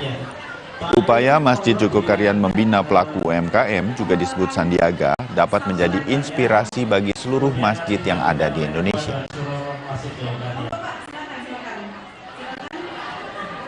Jadi kami ingin memberikan dan menyalurkan dana kali ini dan dikelola dengan masjid, dan tentunya UMKM-nya tidak dibebani bunga ataupun biaya yang mengandung riba, sehingga dana ini bisa terus berputar memberi manfaat, karena masjid sebagai sumber kesejahteraan rakyat.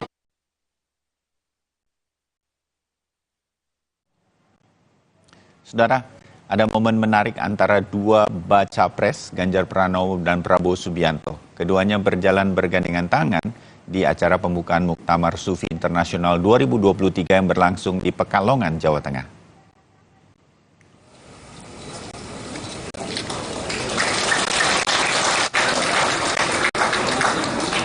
Momen Prabowo dan Ganjar bergandengan tangan ini terjadi saat keduanya turun dari panggung usai Presiden Jokowi membuka Muktamar Sufi Internasional. Sejumlah pihak ikut saat Presiden membuka acara, diantaranya Habib Lutfi bin Yahya, Mensesnek, Pratikno, Dan saat menuruni tangga panggung utama, Jokowi menggandeng Habib Lutfi, sedangkan Ganjar menggandeng Prabowo Subianto. Keduanya ikut tertawa saat peserta muktamar dan tamu lain bertepuk tangan melihat momen ini.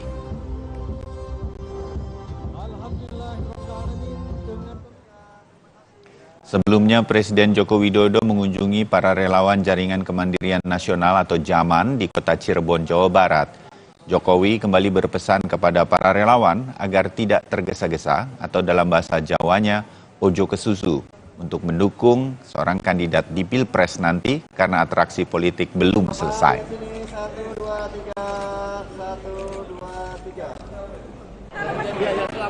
Sebab itu saya pesan urusan 2024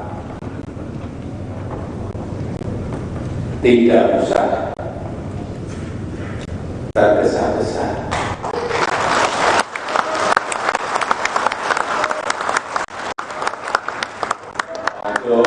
Ojo kesusu. Kita kerja dulu saja untuk ekonomi. Sementara baca pres atau bakal calon presiden lainnya dari Koalisi Perubahan untuk Persatuan, Anies Baswedan, memberikan kuliah kebangsaan di depan para mahasiswa FISIP Universitas Indonesia. Anies menyampaikan materi dengan tema Hendak Kemana Indonesia Kita, Pengalaman dan Rancangan Para Pemimpin Masa Depan. Anies Baswedan menjelaskan beberapa aspek perubahan sehingga bangsa ini nantinya bisa dibawa ke arah yang lebih baik. Anies juga menyoroti masalah kebebasan berekspresi yang dinilai perlu dibenahi. Namun, Ketua DPP PDI Perjuangan, Said Abdullah, justru menilai demokrasi di dalam negeri kita saat ini sudah cukup baik. Ketika kita dalam demokrasi dan ada fear, sesungguhnya ini tanda-tanda yang tidak sehat. Karena itu harus dikembalikan. Kebebasan berbicara harus menjadi prioritas yang harus kita bereskan di dalam tahun 24 ke depan. Harus.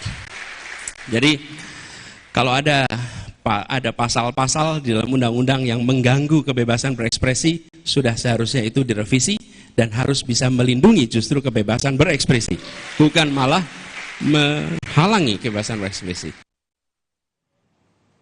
Saudara, akibat menghirup polusi udara, banyak warga saat ini yang terserang ISPA, infeksi saluran pernafasan akut. Apalagi penyakit yang perlu diwaspadai ketika polusi seperti saat ini sedang melanda, dan bagaimana langkah konkret pemerintah untuk mengatasi penyakit ini, terutama bagi anak-anak. Kami akan kembali dengan perbincangannya bersama Kabiro Komunikasi dan Pelayanan Publik Kementerian Kesehatan Republik Indonesia, Siti Nadia Tarmizi, usai jeda. Tetap bersama kami.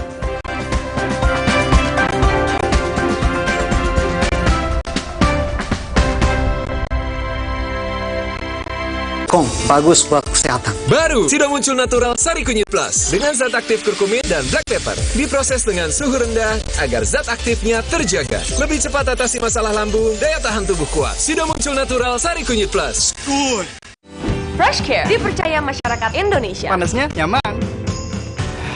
Aromanya fresh. Pilihanku insya Allah halal. Dan hangatnya selalu bikin fresh. Fresh Care.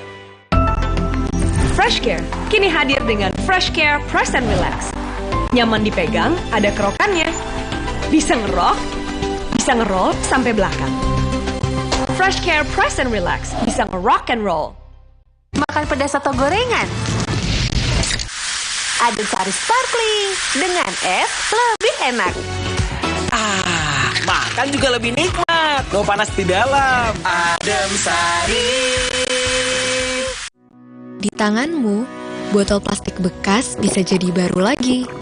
Seperti tas, baju, hingga sepatu ini.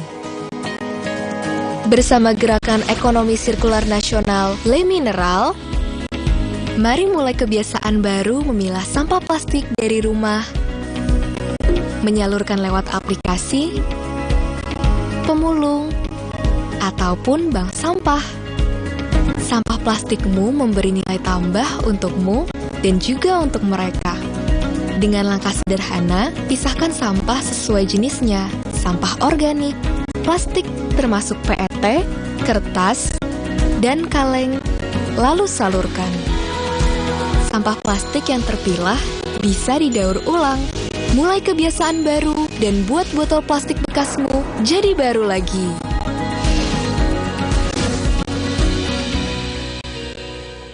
Bersama Soklin merawat bangsa, Soklin untuk Indonesia selamanya.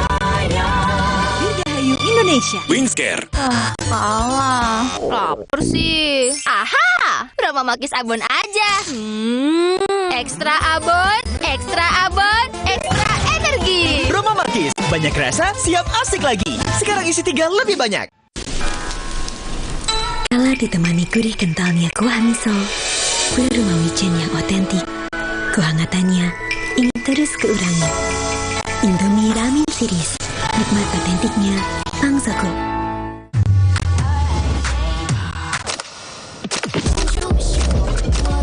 Don't you wish your phone was fun like this? Don't you wish your phone looked more like this? Don't you wish your phone could flex like this? Don't you wish your phone could fit in here? Don't you? Samsung Galaxy Z Fold 5 and Z Flip 5. Get it now! Akan terasa gigi ngilu kalau minum dingin. Itu semua karena memang dia memiliki kondisi gigi sensitif. Ada kemungkinan kondisi ini akan semakin memburuk. Saya merekomendasikan Sensodyne memberikan perlindungan hingga 24 jam. Ini sangat bagus. Tapin, salah satu kabupaten di Kalimantan Selatan dengan sumber daya alam limpah serta lokasi wisata yang berpotensi untuk dikembangkan. Salah satunya kawasan ekowisata Bekantan di Lok Buntar. Upaya apa saja yang dilakukan pemerintah Kabupaten Tapin untuk mengembangkan ekowisata Bekantan serta bagaimana perkembangannya hingga saat ini? Bincang kita. Pemkab Tapin kembangkan ekowisata Bekantan. Kamis 31 Agustus pukul 9:30 pagi di Kompas TV. Dipersembahkan oleh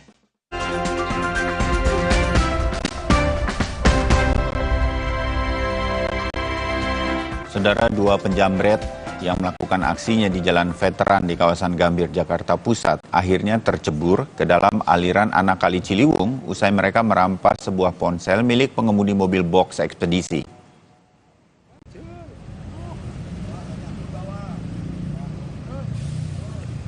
Meski salah satu pelaku berhasil kabur, rekan pelaku dan sebuah sepeda motor akhirnya bisa ditangkap oleh warga dan harus dievakuasi motor ini oleh petugas damkar atau pemadam kebakaran karena tercebur ke kali sedalam 5 meter. Sebelumnya, pelaku yang tertangkap dan rekannya ini nekat merampas ponsel milik pengemudi mobil box ekspedisi di tengah kemacetan jalan di Jakarta. Dari hasil pemeriksaan polisi, terduga pelaku positif mengkonsumsi narkoba jenis sabu dan mengakui aksi kejahatannya.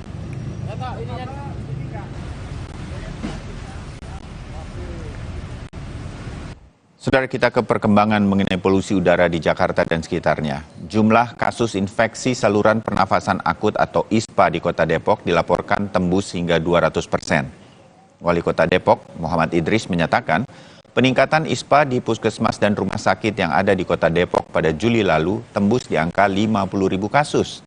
Meski belum mewajibkan penggunaan masker bagi warga Kota Depok yang beraktivitas di luar rumah, Wali Kota Depok tetap mengimbau khususnya untuk anak-anak agar tidak banyak keluar rumah, terlebih bila tidak memiliki kepentingan mendesak.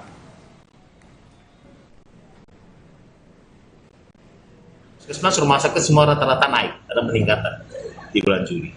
Peningkatannya itu sampai signifikan ya memang ya. Perbandingannya itu kalau masalah sampai 100-200% lah gitu. Sangat tinggi sehingga kaget. Tapi memang tahun kemarin juga tahun 22 di bulan Juli Agustus itu sampai peningkatannya itu 2 kali lipat juga. Ini agak sedikit, tapi waktu itu udara tidak se-ekstrem sekarang. Sementara saudara, kita lihat data di Jakarta, Bogor, Depok, Tangerang, Bekasi, kasus ISPA meningkat. Dari data yang dirilis oleh Kementerian Kesehatan sejak bulan Mei hingga Agustus 2023 bulan ini, penyakit ISPA naik 75.000 kasus. Dari 135.000 kasus pada bulan Mei menjadi 200.000 kasus pada Agustus 2023.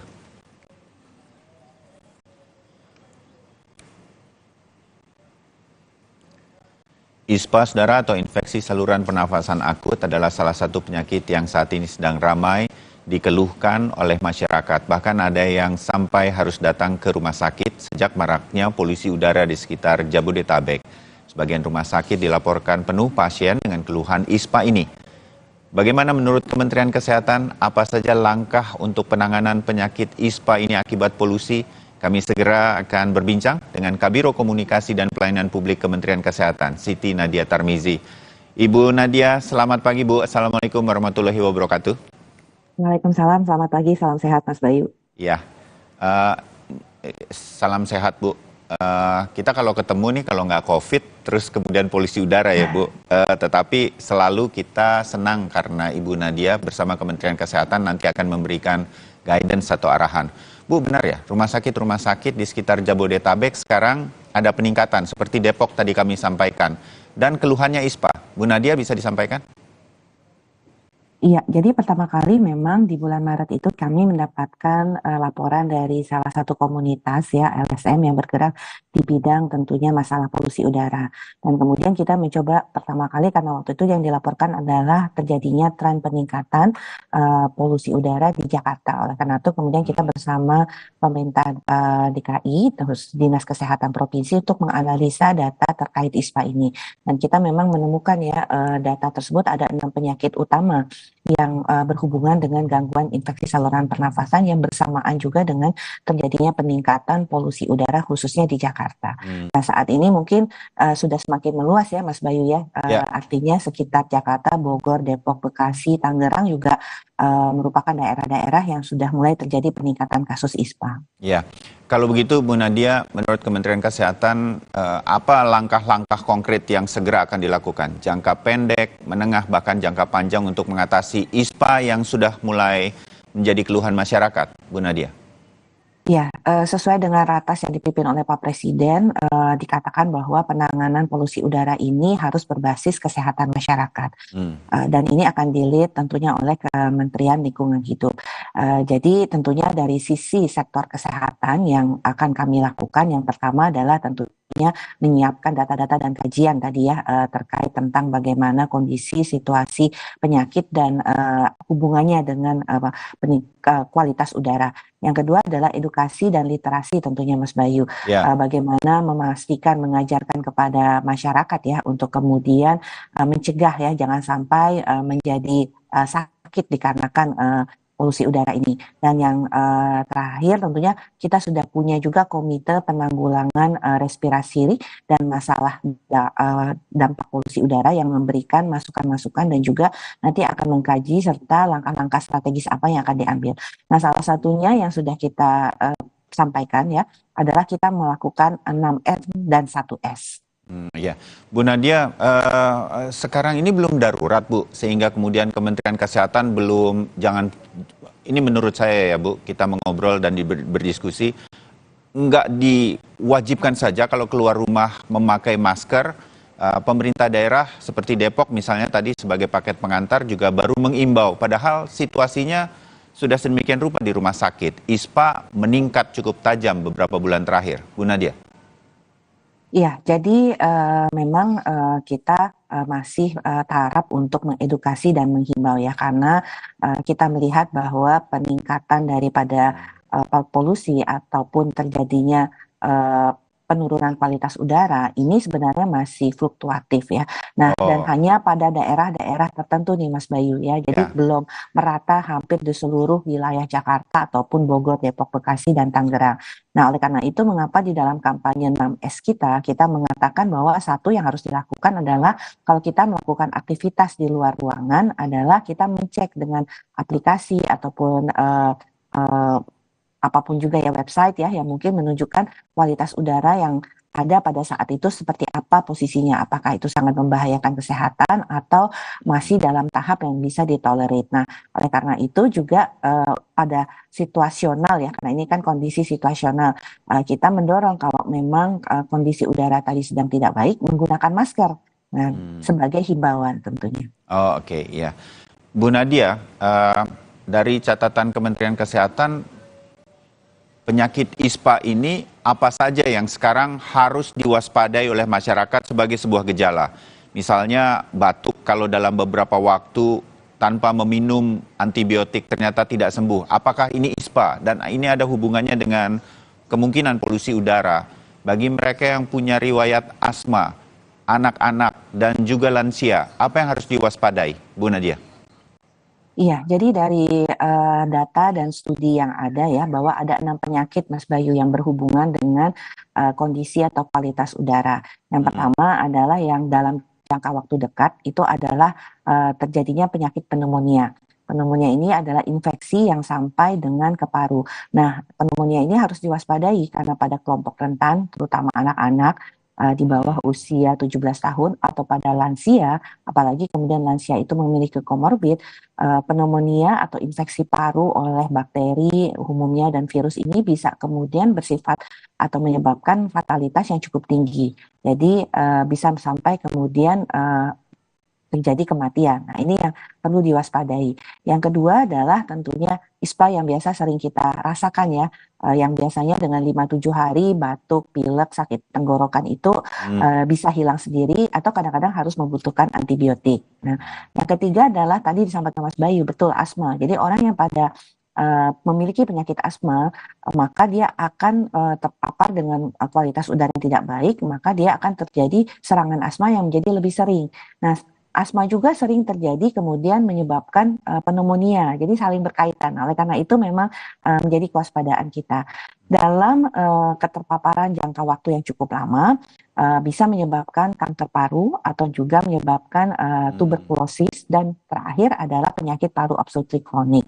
Nah, apakah kita batuk pilek itu disebabkan ISPA ataupun oleh karena gangguan polusi udara? Tentunya kita tahu bahwa polusi udara ini kan isinya adalah partikulat-partikulat atau PM 2.5 yang ukurannya 2.5.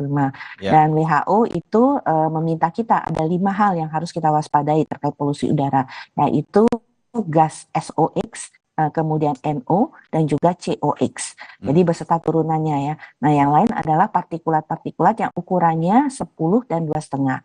Yang tentunya menjadi concern kita yang 2,5, karena ini selain tadi bisa menyebabkan penyakit-penyakit, tapi juga jangan lupa dia bisa masuk ke pembuluh darah dan menyebabkan gangguan pada penyakit pembuluh darah dan jantung. Ya, ini menjadi perhatian kita semua bagaimana kemudian masker yang harus kita gunakan ketika polusi udara sedang terjadi dan kualitas udara sangat buruk, itu sangat berbeda dengan COVID kemarin, ya harus yang rapat begitu ya. Ini jadi perhatian ya Ibu Nadia.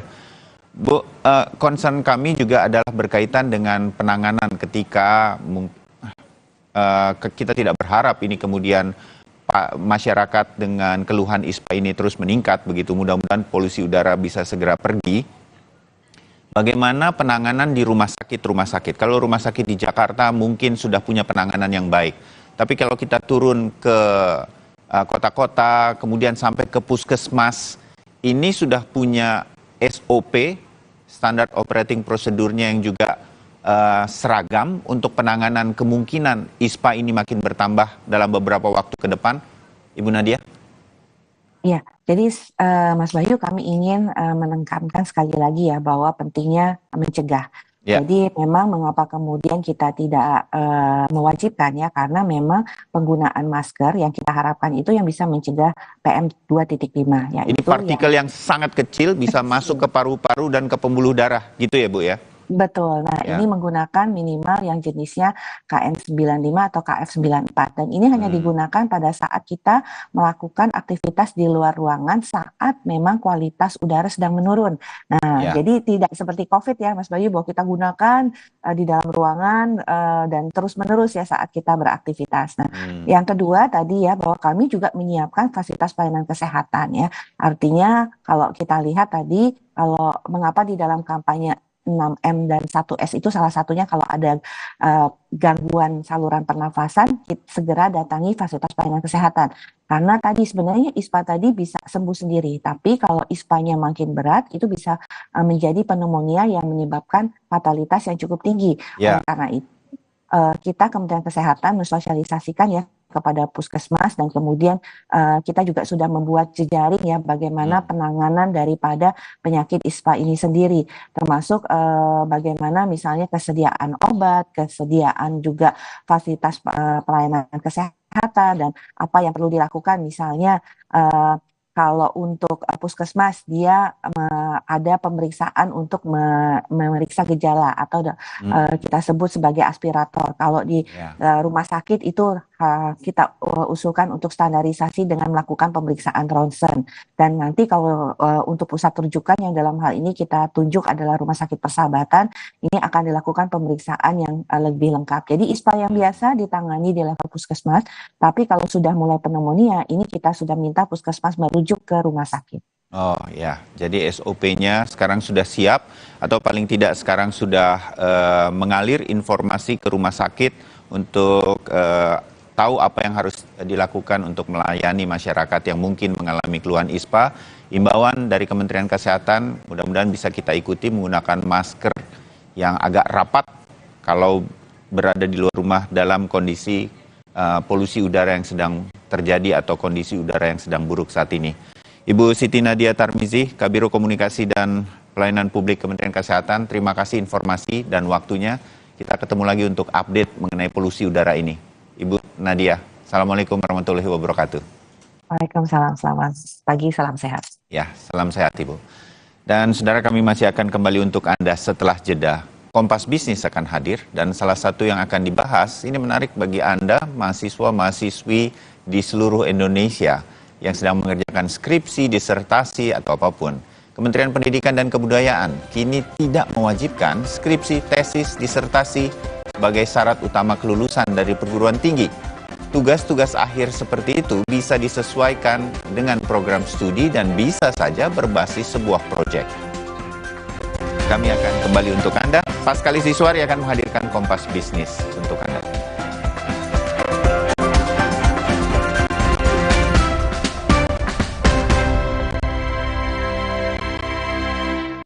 Aqua percaya akan kebijaksanaan dan keajaiban alam. Aqua berasal dari gunung-gunung terpilih, bukan tempat yang mudah tercemar. Aqua disaring oleh lapisan bebatuan pelindung tanpa proses rekayasa. Aqua mengandung mineral alami tanpa tambahan zat berbahaya. Sehingga Aqua terasa dingin tanpa didinginkan. Jelaskan kalau tak semua air itu Aqua. Aqua 100% murni.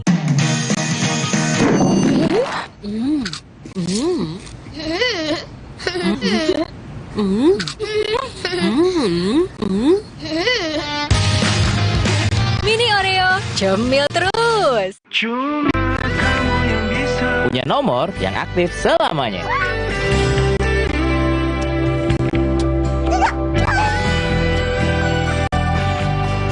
Dapatkan Bayu di konter terdekat.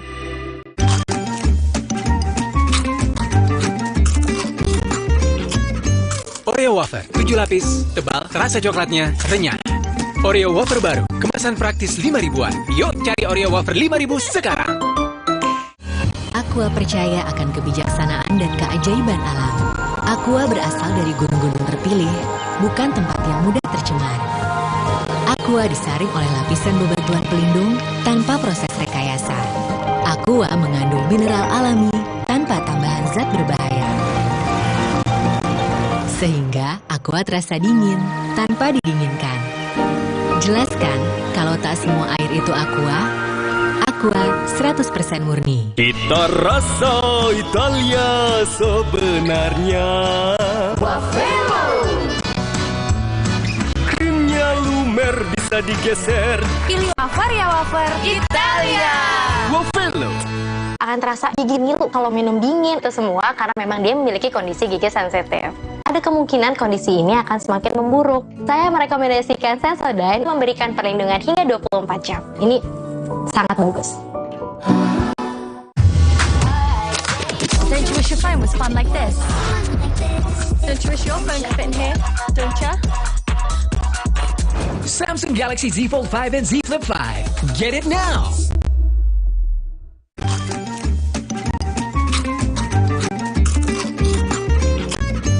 Oreo wafer, 7 lapis, tebal, rasa coklatnya renyah. Oreo wafer baru, kemasan praktis 5 ribuan. Yuk cari Oreo wafer 5.000 sekarang. Dia cerita ke saya, kenapa setiap minum dingin, saya merasa ngilu. Itu semua karena memang dia memiliki kondisi gigi sensitif. Ada kemungkinan kondisi ini akan semakin memburuk. Saya merekomendasikan Sensodyne teruji secara klinis untuk menenangkan gigi yang sedang ngilu dan memberikan perlindungan hingga 24 jam. Sehingga kamu tidak perlu ragu lagi untuk mengonsumsi makanan dan minuman yang kamu suka. Ini sangat bagus.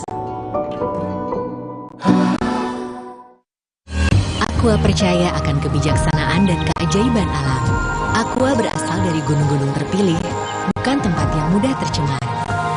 Aqua disaring oleh lapisan bebatuan pelindung tanpa proses rekayasa. Aqua mengandung mineral alami tanpa tambahan zat berbahaya. Sehingga Aqua terasa dingin tanpa didinginkan. Jelaskan kalau tak semua air itu Aqua. Aqua 100% murni.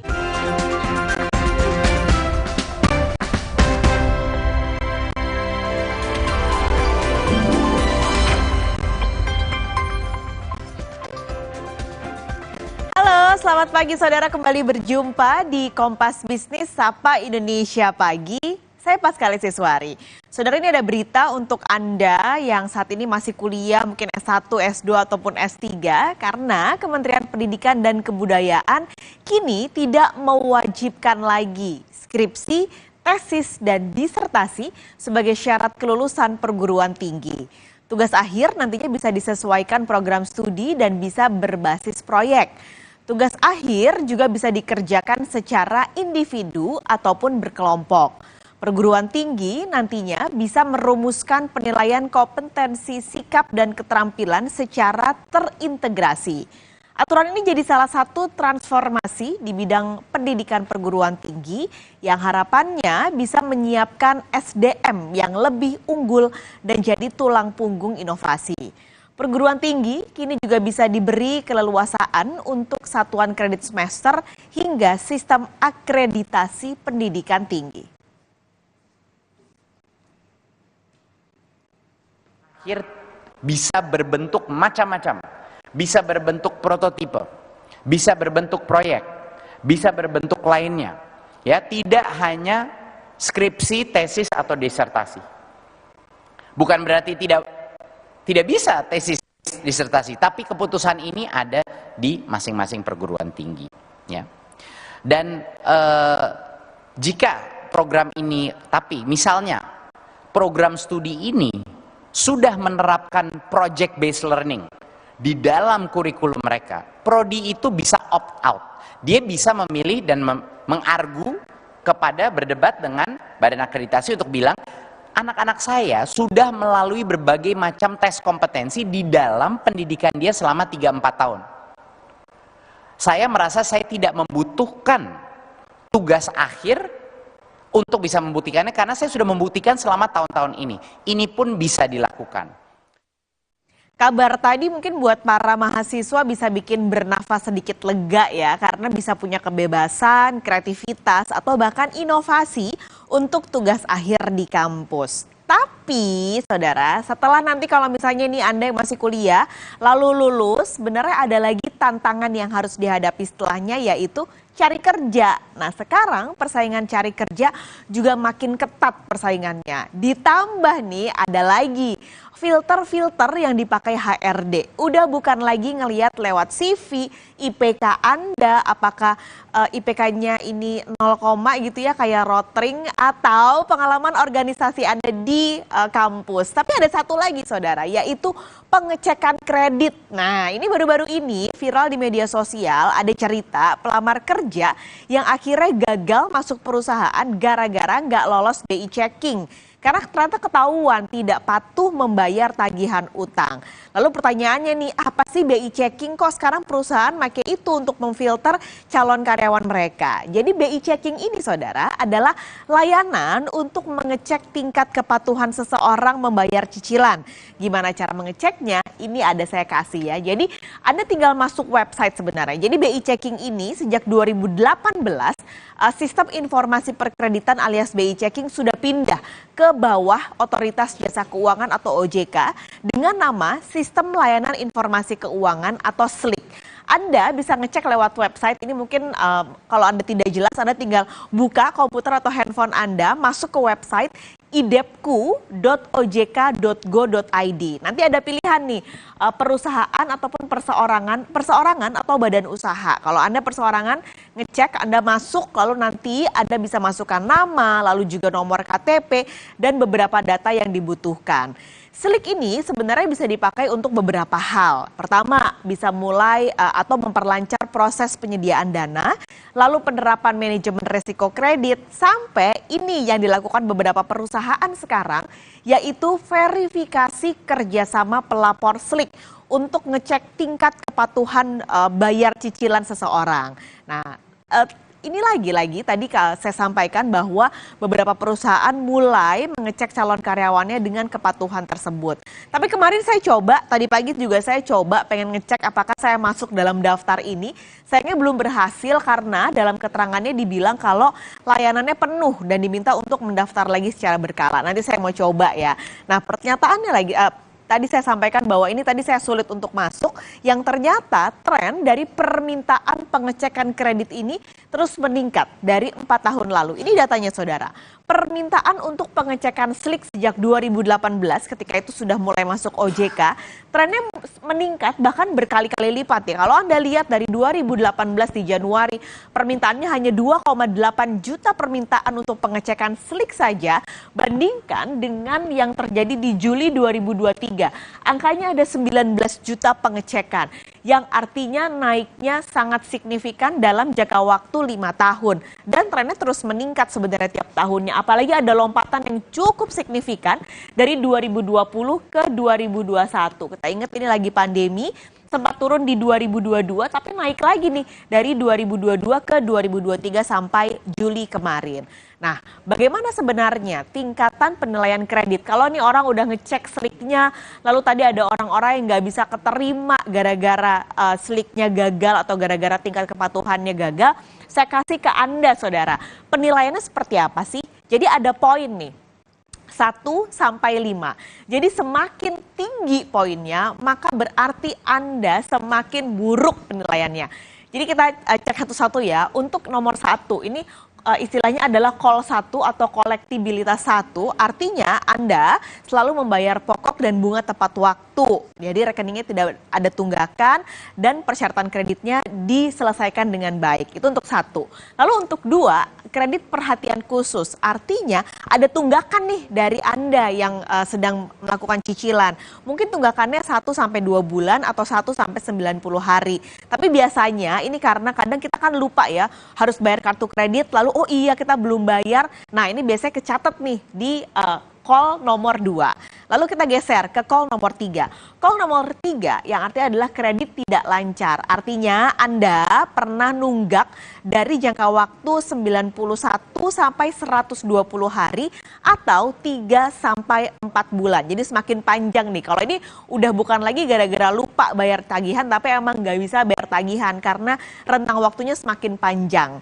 Lalu muncul di call 4 yaitu kredit diragukan. Nah, ini kredit diragukan adalah muncul kredit yang jatuh tempo, tidak lancar, tapi nggak diselesaikan juga dan bahkan lebih panjang waktunya yaitu 5 sampai 6 bulan alias 121 sampai 180 hari.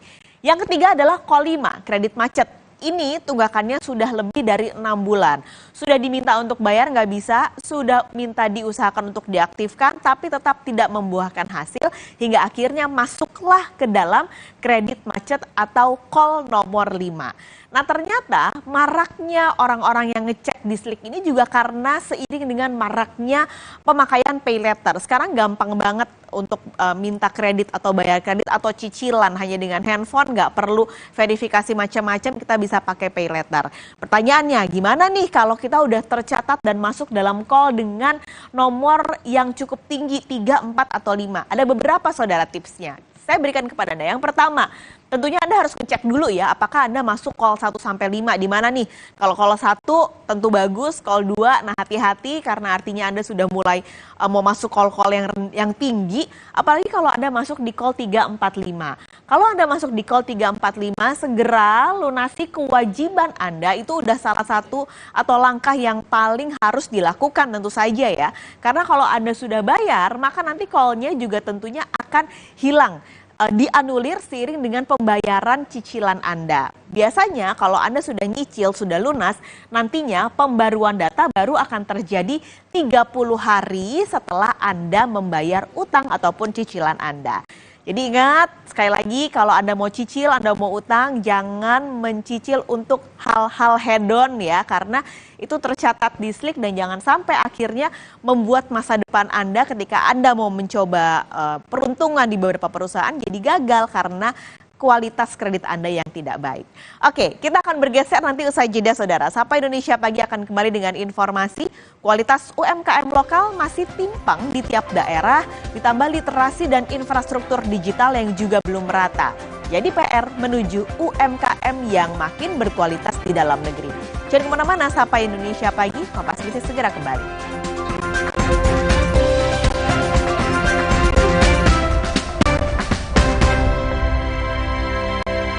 Arabica cappuccino nomor 1 di dunia. Biji kopinya pilihan dengan susu New Zealand. Choco granulnya nyoklat habis, tapi kopinya masih berasa. Perfect, balikin mood. Arabica cappuccino nomor 1 di dunia. Kala ditemani gurih kentalnya kuah miso, gula rumah wijen yang otentik, kehangatannya ingin terus keurangi. Indomie Ramen Series, nikmat otentiknya Pangsoko. Terus enaknya terus manis asam cuy, manis asam cuy, manis asam cuy, oleh terus gak nempel di gigi. Slay oleh. Waktunya internetan ngebut dengan promo spektakuler. Dapatkan double cashback total hingga jutaan rupiah dan gratis biaya pemasangan. Yuk langganan First Media sekarang mulai 200 ribuan aja.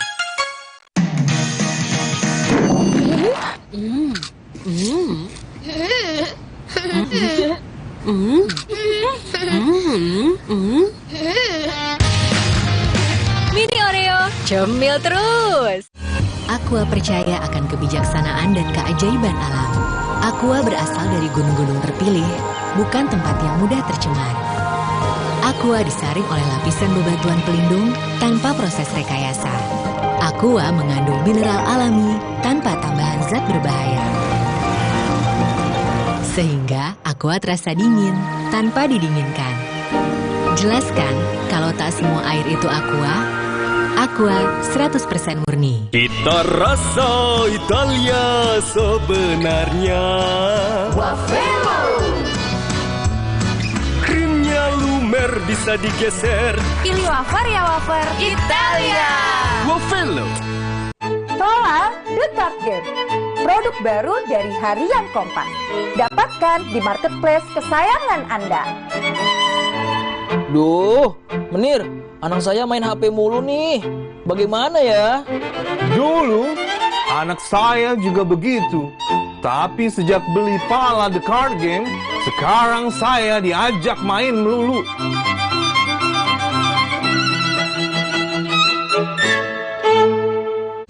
Aqua percaya akan kebijaksanaan dan keajaiban alam. Aqua berasal dari gunung-gunung terpilih, bukan tempat yang mudah tercemar. Aqua disaring oleh lapisan bebatuan pelindung tanpa proses rekayasa.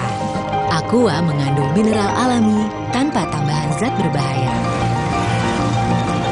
Sehingga Aqua terasa dingin tanpa didinginkan. Jelaskan kalau tak semua air itu Aqua. Aqua 100% murni. Cita rasa Italia sebenarnya. Wafelo. Krimnya lumer bisa digeser. Pilih wafer ya wafer Italia. Wafelo. Akan terasa gigi ngilu kalau minum dingin. Itu semua karena memang dia memiliki kondisi gigi sensitif. Ada kemungkinan kondisi ini akan semakin memburuk. Saya merekomendasikan Sensodyne memberikan perlindungan hingga 24 jam. Ini sangat bagus.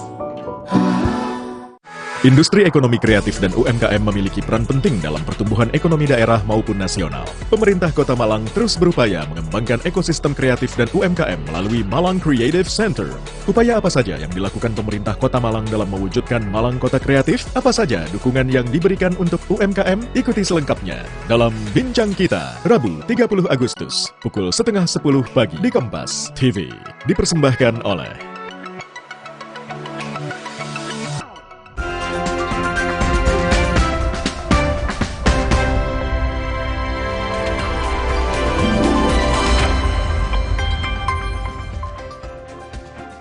Kualitas UMKM lokal masih timpang di tiap daerah. Ditambah literasi dan infrastruktur digital yang juga belum merata, jadi PR menuju UMKM yang makin berkualitas di dalam negeri.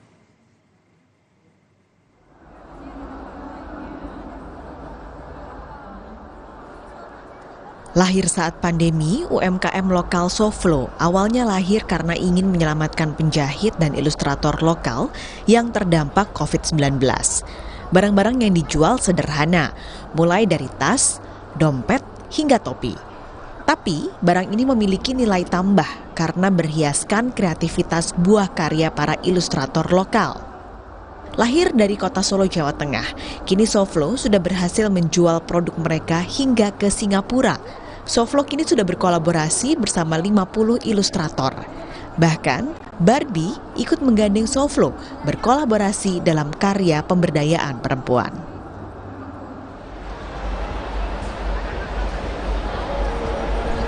Saudara, salah satu UMKM yang ada di SSA 2023 ini merupakan Soflo, di mana brand ini atau UMKM ini tuh bergerak di bidang retail fashion. Dan saat ini dapat dilihat ini merupakan produk-produk dari Soflo. Dapat dilihat ini ada tas, di mana tas ini ilustrasinya berasal dari ilustrator yang menghidupkan kepada Soflo, dan Soflo akan menempelkan atau meletakkan di produk-produk mereka seperti tas, topi, dan juga beberapa produk-produk lain. Nah, di sini saya akan mencoba bertanya kepada manajer dari Soflo. Mas, boleh dijelaskan nggak sih, Mas, sebenarnya Soflo ini seperti apa, Mas? Oke, jadi Soflo ini sebetulnya adalah awalnya adalah proyek yang bekerja sama dengan ilustrator lokal. Kita punya campaign itu Bangga Ilustrator Lokal. Jadi produk-produk kita ini adalah produk hasil karya dari ilustrator-ilustrator yang kita ajak untuk kolaborasi, yang kita ilustrasi mereka itu kita coba di produk kita. Apakah dari Soflo ini sudah go ekspor seperti itu? Untuk saat ini sementara untuk ekspor kita masih ekspor retail ya, jadi bukan ekspor ke corporate. Jadi kalau misalkan ada orang dari luar negeri, kita juga pernah untuk layani orang yang ada di Singapura. Kalau Soflo sudah berhasil merambah luar Indonesia, produk UMKM lokal lainnya, Yuna, baru bersiap melebarkan sayap untuk ekspor. Yuna, pembalut lokal organik, mencoba untuk memenuhi kebutuhan perempuan yang ramah lingkungan, ramah pemakaian, dan ramah di kantong. Nah, organik ini di Indonesia harganya sangat mahal gitu. Jadi bermula dari situlah makanya mereka berpikir gimana caranya bikin pembalut organik tapi affordable di Indonesia. Sementara kita masih pembeliannya di lokal Indonesia aja. Jadi kita belum ada ekspor keluar. Ada niatan sampai penjualan luar negeri? Kita ada niat, memang udah ada beberapa yang nawarin kita, tapi sementara kita masih di Indonesia aja dulu untuk ngebangin Yunanya gitu. Perkembangan digital jadi salah satu privilege UMKM lokal untuk bisa go ekspor. Sayangnya tak banyak UMKM yang bisa berekspansi keluar Indonesia karena banyaknya kendala. Salah satunya adalah brand awareness. Kementerian Koperasi dan UKM menilai brand awareness atau kesadaran akan brand oleh masyarakat merupakan aset tak terlihat untuk meningkatkan nilai produk. Sederhana mengubah bungkusan atau packaging dengan bungkusan yang lebih ramah lingkungan bisa meningkatkan nilai produk. Yang saya banyak melihat itu adalah dari pihak swasta, malah yang justru membantu membangun brand awareness. Bagaimana UKM-nya sendiri itu bangga dengan brandnya dan kualitas harga itu mengikuti dari kualitasnya. Kita ada masalah packaging ya, bagaimana packaging, dan kementerian lain juga masalah desain, contohnya dari Kementerian Perdagangan juga ada, dan kita itu kolaborasi antara kementerian lembaga. Jadi kalau zaman sekarang nggak usah lagi merasa, oh saya harus dengan Kementerian Perdagangan, saya harus dengan Kementerian Perindustrian. Enggak, kami semua pemerintah, tinggal para pelaku usaha itu harus rajin-rajin buka websitenya ke pemerintah, mengikuti follow Instagramnya, program-program apa yang bisa mereka manfaatkan. Digadang-gadang sebagai tulang punggung perekonomian, sinergi antara UMKM dan pemerintah tentu dibutuhkan, mengingat kualitas UMKM lokal masih timpang di tiap daerah. Ditambah literasi dan infrastruktur digital yang juga belum merata. UMKM memiliki strategi untuk meningkatkan brand awareness dan juga go digital hingga go ekspor. Diharapkan dengan awareness UMKM ini dan juga dukungan pemerintah dapat mencapai target 30 UMKM yang sudah masuk ke ekosistem digital pada tahun 2024. Mas Niramawati, Janivan Prapta, Kompas TV, Tangerang, Banten. Sapa Indonesia Pagi akan segera kembali dengan informasi mantan pejabat Dirjen Pajak Rafael Aluntri Sambodo akan menghadapi persidangan perdana atas kasus gratifikasi dan pencucian uang hari ini. Sapa Indonesia Pagi akan kembali dengan laporan langsung.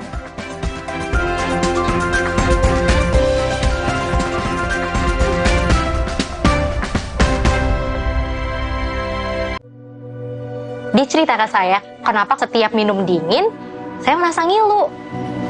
Itu semua karena memang dia memiliki kondisi gigi sensitif. Ada kemungkinan kondisi ini akan semakin memburuk. Saya merekomendasikan Sensodyne teruji secara klinis untuk menenangkan gigi yang sedang ngilu dan memberikan perlindungan hingga 24 jam. Sehingga kamu tidak perlu ragu lagi untuk mengonsumsi makanan dan minuman yang kamu suka. Ini sangat bagus.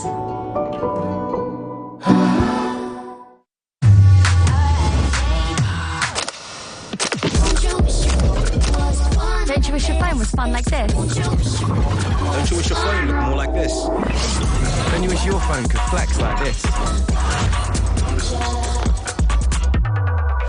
Don't you wish your phone could fit in here? Don't you? Samsung Galaxy Z Fold 5 and Z Flip 5. Get it now! Mi Oven, pilihan lebih sehat. Pembuatannya di oven, bukan digoreng. Air rebusannya jernih. Resmi diakui sebagai pilihan sehat. Enak banget. Lebih sehat, enak lagi. Mi Oven. Terus, enaknya terus. Manis asam, chewy, manis asam, chewy, manis asam, chewy. Terus, gak nempel di gigi. Slay, olay. Aqua percaya akan kebijaksanaan dan keajaiban alam. Aqua berasal dari gunung-gunung terpilih, bukan tempat yang mudah tercemar. Aqua disaring oleh lapisan bebatuan pelindung tanpa proses rekayasa. Aqua mengandung mineral alami tanpa tambahan zat berbahaya. Sehingga Aqua terasa dingin tanpa didinginkan. Jelaskan kalau tak semua air itu Aqua. Aqua 100% murni. Torabika Cappuccino nomor 1 di dunia. Biji kopinya pilihan dengan susu New Zealand. Choco granulnya nyoklat habis, tapi kopinya masih berasa. Perfect, balikin mood. Torabika Cappuccino nomor 1 di dunia. Untuk mereka yang bangun lebih pagi, agar bisa mendengarkan lebih awal.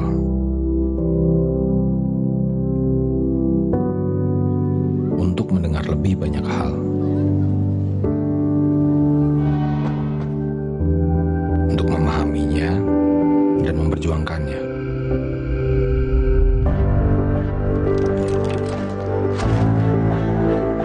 Membaginya tepat waktu. Agar lebih banyak yang mendengar. Lebih banyak yang melihat.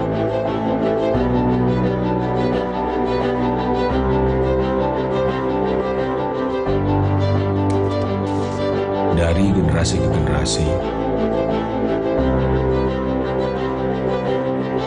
dengan lebih pasti.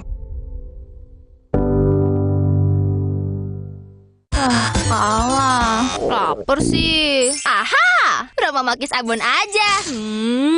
Ekstra abon, ekstra abon, ekstra energi. Roma Makis, banyak rasa, siap asik lagi. Sekarang isi 3 lebih banyak.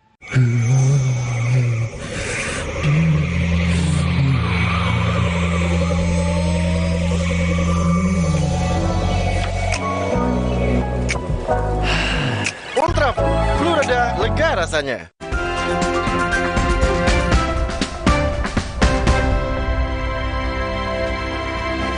Saudara, mantan pejabat Dirjen Pajak Rafael Alun Trisambodo akan menghadapi persidangan dugaan gratifikasi dan pencucian uang hari ini. Berkas kasus tindak pidana pencucian uang Rafael Alun sudah dilimpahkan Jaksa KPK ke Pengadilan Tipikor Jakarta. Kasus Rafael merupakan kasus pertama yang berasal dari pemeriksaan LHKPN. Ayah Mario Dandi ini diduga memutar uang panas sejak 2003 hingga 2023 dengan nilai mencapai 100 miliar rupiah. Lebih lengkapnya sudah ada jurnalis Kompas TV Fedriska Ananda di Pengadilan Tindak Pidana Korupsi Jakarta. Selamat pagi Rizka, kapan dimulai sidang perdana Rafael Alun dan apa saja agenda hari ini? Ya, selamat pagi Okta dan juga saudara. Ini merupakan sidang perdana dari Rafael Alun. Ini merupakan mantan pegawai Ditjen Pajak yang diduga menerima gratifikasi dan juga melakukan tindak pidana pencucian uang. Yang mana kasusnya ini viral setelah imbas dari kasus penganiayaan yang dilakukan oleh anaknya yakni Mario Dandi terhadap anak David Ozora yang kemudian masyarakat ini menyoroti terkait harta kekayaan yang dimiliki oleh Rafael Alun. Nah, Rafael Alun ini hari ini merupakan menjalani sidang perdana begitu ya, yang mana agendanya ini merupakan pembacaan dakwaan yang akan dibacakan oleh Jaksa Penuntut Umum KPK terhadap Rafael Alun. Nah, dijadwalkan sidang ini nanti akan dimulai pada pukul 10.30 waktu Indonesia Barat, di mana nanti sidang ini akan dilaksanakan di ruang sidang Wiryono Projodikoro di Pengadilan Tipikor Jakarta Pusat. Dan sehingga saat ini kami masih menunggu terkait jalannya sidang dan kemudian siapakah saja dari pihak kuasa hukum dari terdakwa Rafael Alun ini yang akan hadir menjalani persidangan. Apakah nanti setelah Jaksa Penuntut Umum ini membacakan dakwaannya, apakah akan ditanggapi dengan eksepsi atau tidak oleh tim penasihat hukum dari Rafael Alun? Inilah juga yang sedang kami nanti, Okta. Dan kemudian terkait dengan kasus hukum yang sedang dijalani oleh Rafael Alun saat ini adalah kalau kita mengutip begitu ya, perkataan dari KPK mengatakan bahwa kasus ini merupakan terobosan dari KPK di mana penindakan ini dilakukan atau diproses setelah adanya aduan dari masyarakat terkait dengan dokumen administratif dari pejabat negara begitu ya, di mana ini merupakan dari dokumen LHKPN yang dimiliki Rafael Alun ini diduga tidak sesuai dengan fakta yang ada di lapangan. Nah, inilah yang kemudian menjadi dasar dari KPK kemudian menindak laporan dari masyarakat terhadap Rafael Alun, Okta. Ya, tadi dikatakan bahwa ini merupakan hasil dari penelusuran LHKPN. Nah, sebetulnya berapa dugaan TPPU yang dilakukan oleh Rafael Alun, Rizka?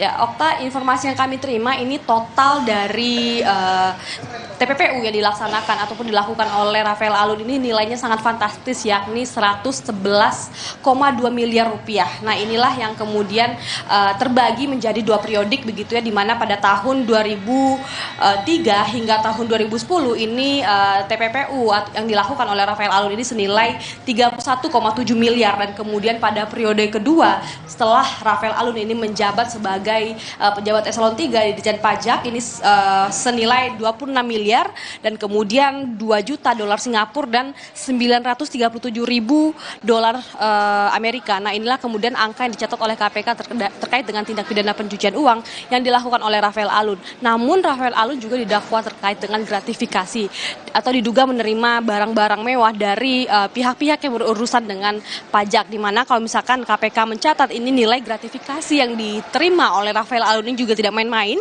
yakni 16,6 miliar. Jadi sehingga memang kalau misalkan kita jumlahkan dari ketiga angka ini total gratifikasi dan juga TPPU yang dilakukan oleh Rafael Alun selama 20 tahun terakhir ataupun 2 dekade terakhir ini senilai 111,2 miliar rupiah. Nah, inilah kemudian KPK juga terus mengusut aliran dana ini digunakan untuk apa, dan kemudian juga sempat memanggil istri dari Rafael Alun ataupun ibu dari Mario Dandi untuk terkait apakah istri dari Rafael Alun ini mengetahui terkait dengan gratifikasi yang diterima oleh suaminya, dan ini juga mungkin barangkali berkaitan dengan tas-tas mewah yang dimiliki oleh istri Rafael Alun yang kemarin juga ditunjukkan oleh KPK sebagai barang bukti begitu ya. Nah, kemudian Rafael Alun ini hari ini akan menjalani sidang pidana, akan menjalani dakwaan di mana Rafael Alun ini akan didakwa dengan pasal 12B Undang-Undang Pemberantasan Tipikor oleh KPK sesuai dengan Undang-Undang KPK, Okta. Baik, kita nantikan sidang perdana terhadap Rafael Alun Trisambodo sekitar pukul 10.30 waktu Indonesia Barat. Terima kasih jurnalis Kompas TV Fedriska Ananda melaporkan dari Pengadilan Tipikor Jakarta. Selamat bertugas kembali. Usai jeda Sapa Indonesia Pagi masih akan kembali saudara, jadi tetaplah bersama kami.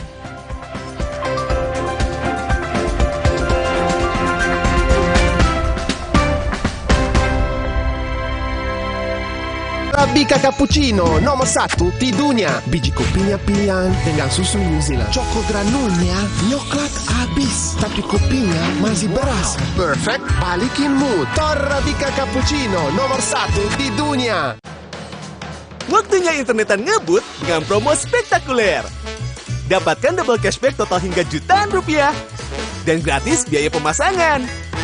Yuk langganan First Media sekarang mulai 200 ribuan aja. Kita rasa Italia sebenarnya Wafelo. Krimnya lumer bisa digeser. Pilih wafer ya wafer Italia. Wafelo. Aqua percaya akan kebijaksanaan dan keajaiban alam. Aqua berasal dari gunung-gunung terpilih, bukan tempat yang mudah tercemar. Aqua disaring oleh lapisan bebatuan pelindung tanpa proses rekayasa. Aqua mengandung mineral alami tanpa tambahan zat berbahaya. Sehingga Aqua terasa dingin tanpa didinginkan. Jelaskan kalau tak semua air itu Aqua. Aqua 100% murni. Mau mengiklankan usaha kamu dengan harga terjangkau? Langsung aja ke pasangiklan.com. Pasang iklan segampang upload, bayar, tayang. Ada beragam paket yang bisa kamu pilih di pasangiklan.com. Mulai dari harga Rp50.000 sampai harga Rp1.000.000. Iklan kamu akan tayang di jaringan media milik Kompas Gramedia. Jadi, iklan kamu berpotensi dilihat oleh 270 juta pembaca. Di pasangiklan.com, kamu bisa memilih jenis iklan yang ingin ditayangkan. Kamu bisa memilih iklan untuk ditayangkan di website, Instagram, atau iklan baris di koran Kompas. Di pasangiklan.com, kamu nggak perlu khawatir, karena setelah iklan ditayangkan, kamu akan mendapatkan informasi mengenai perkembangan iklan berupa laporan performa untuk iklan digital dan Instagram, serta notifikasi penayangan untuk iklan baris di koran Kompas. Jadi, mau pasang iklan yang dilihat banyak orang dengan harga terjangkau? Segampang upload, bayar, lalu tayang? Tunggu apa lagi? Langsung aja ke pasangiklan.com. Mie oven, pilihan lebih sehat. Pembuatannya di oven, bukan digoreng. Air rebusannya jernih. Resmi diakui sebagai pilihan sehat. Enak banget. Lebih sehat, enak lagi. Mie oven. Jamur ngeselin. Untung ada Zoralin. Obat spesialis bantu cabutin jamur. Jamur ngeselin. Olesin Zoralin. Bersama Universitas Gunadarma dengan berbagai program studi yang terakreditasi BAN PT peringkat A. Siap menginspirasi. Halo masa depan, kami siap. Let's join us. Buat gue cuma ada satu kecap. Kecap sedap kedelai hitam spesial. Hitam kecapnya pekat, ngeber di mulut, lumer di lidah. lebih kental, lebih wangi, sedap. Wilgos approve. Kecap sedap kedelai hitam spesial. Looks good, tastes good. Dari Wings Food.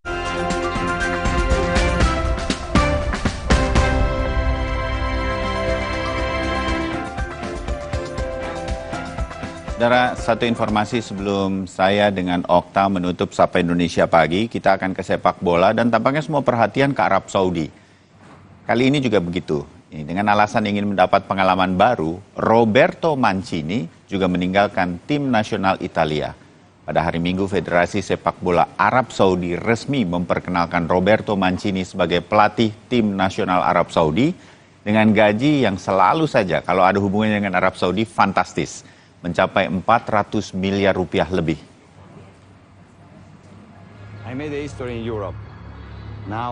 Berhenti secara tiba-tiba dari kursinya sebagai pelatih di tim nasional Italia, Roberto Mancini akhirnya diperkenalkan Federasi Sepak Bola Arab Saudi sebagai pelatih baru tim nasional mereka.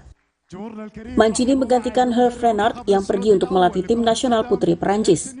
Bagi Mancini ini menjadi kesempatan besar ditambah dengan nilai gaji yang fantastis. Mancini akan digaji tahunan sebesar 25 juta euro atau mencapai 412 miliar rupiah. Namun dalam perkenalannya di hari Minggu, Federasi Sepak Bola Arab Saudi tak mau menyebutkan nominal gaji yang didapat Mancini. Mengawali tugasnya, Mancini mengaku 10 hari pertama adalah waktu yang sangat penting untuk melihat sepak bola Arab Saudi. روبرتو مانشيني مدرب حقق منجزات كبيرة ومدرب لا يزال لديه شغف كبير في عالم التدريب. For us now, the next 10 days will be very important, but in the last 10 days we started to watch a lot of video about the team and about the players, and also we have 4 friendly matches before to start the qualification for the World Cup. I think that we have to work hard, but we need enough time. Mancini direncanakan mengawali debutnya pada 8 September. Arab Saudi akan menjalani laga persahabatan melawan Costa Rica di St. James Park dan melawan Korea Selatan pada 12 September.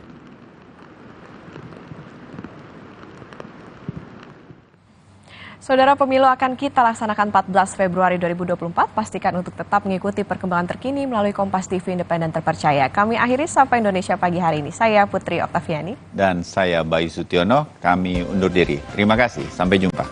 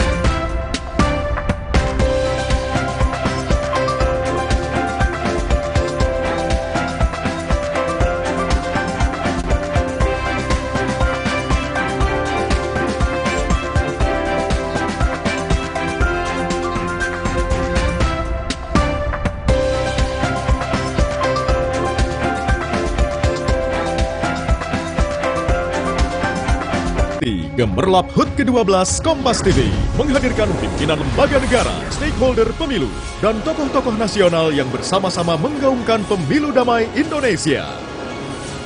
Dengan penampilan spesial Dewa 19, Elo, Firsa, Krisdayanti, Vicky Shu, Zizi, Alafta, Jarwo Kwa, Abdel, bersama Liviana Cerlisa dan GJLS, Malam Puncak Indonesia Raya, Senin 11 September, pukul 8 malam, live di Kompas TV. Sesaat lagi, Anda akan menyaksikan Bincang Kita, dipersembahkan oleh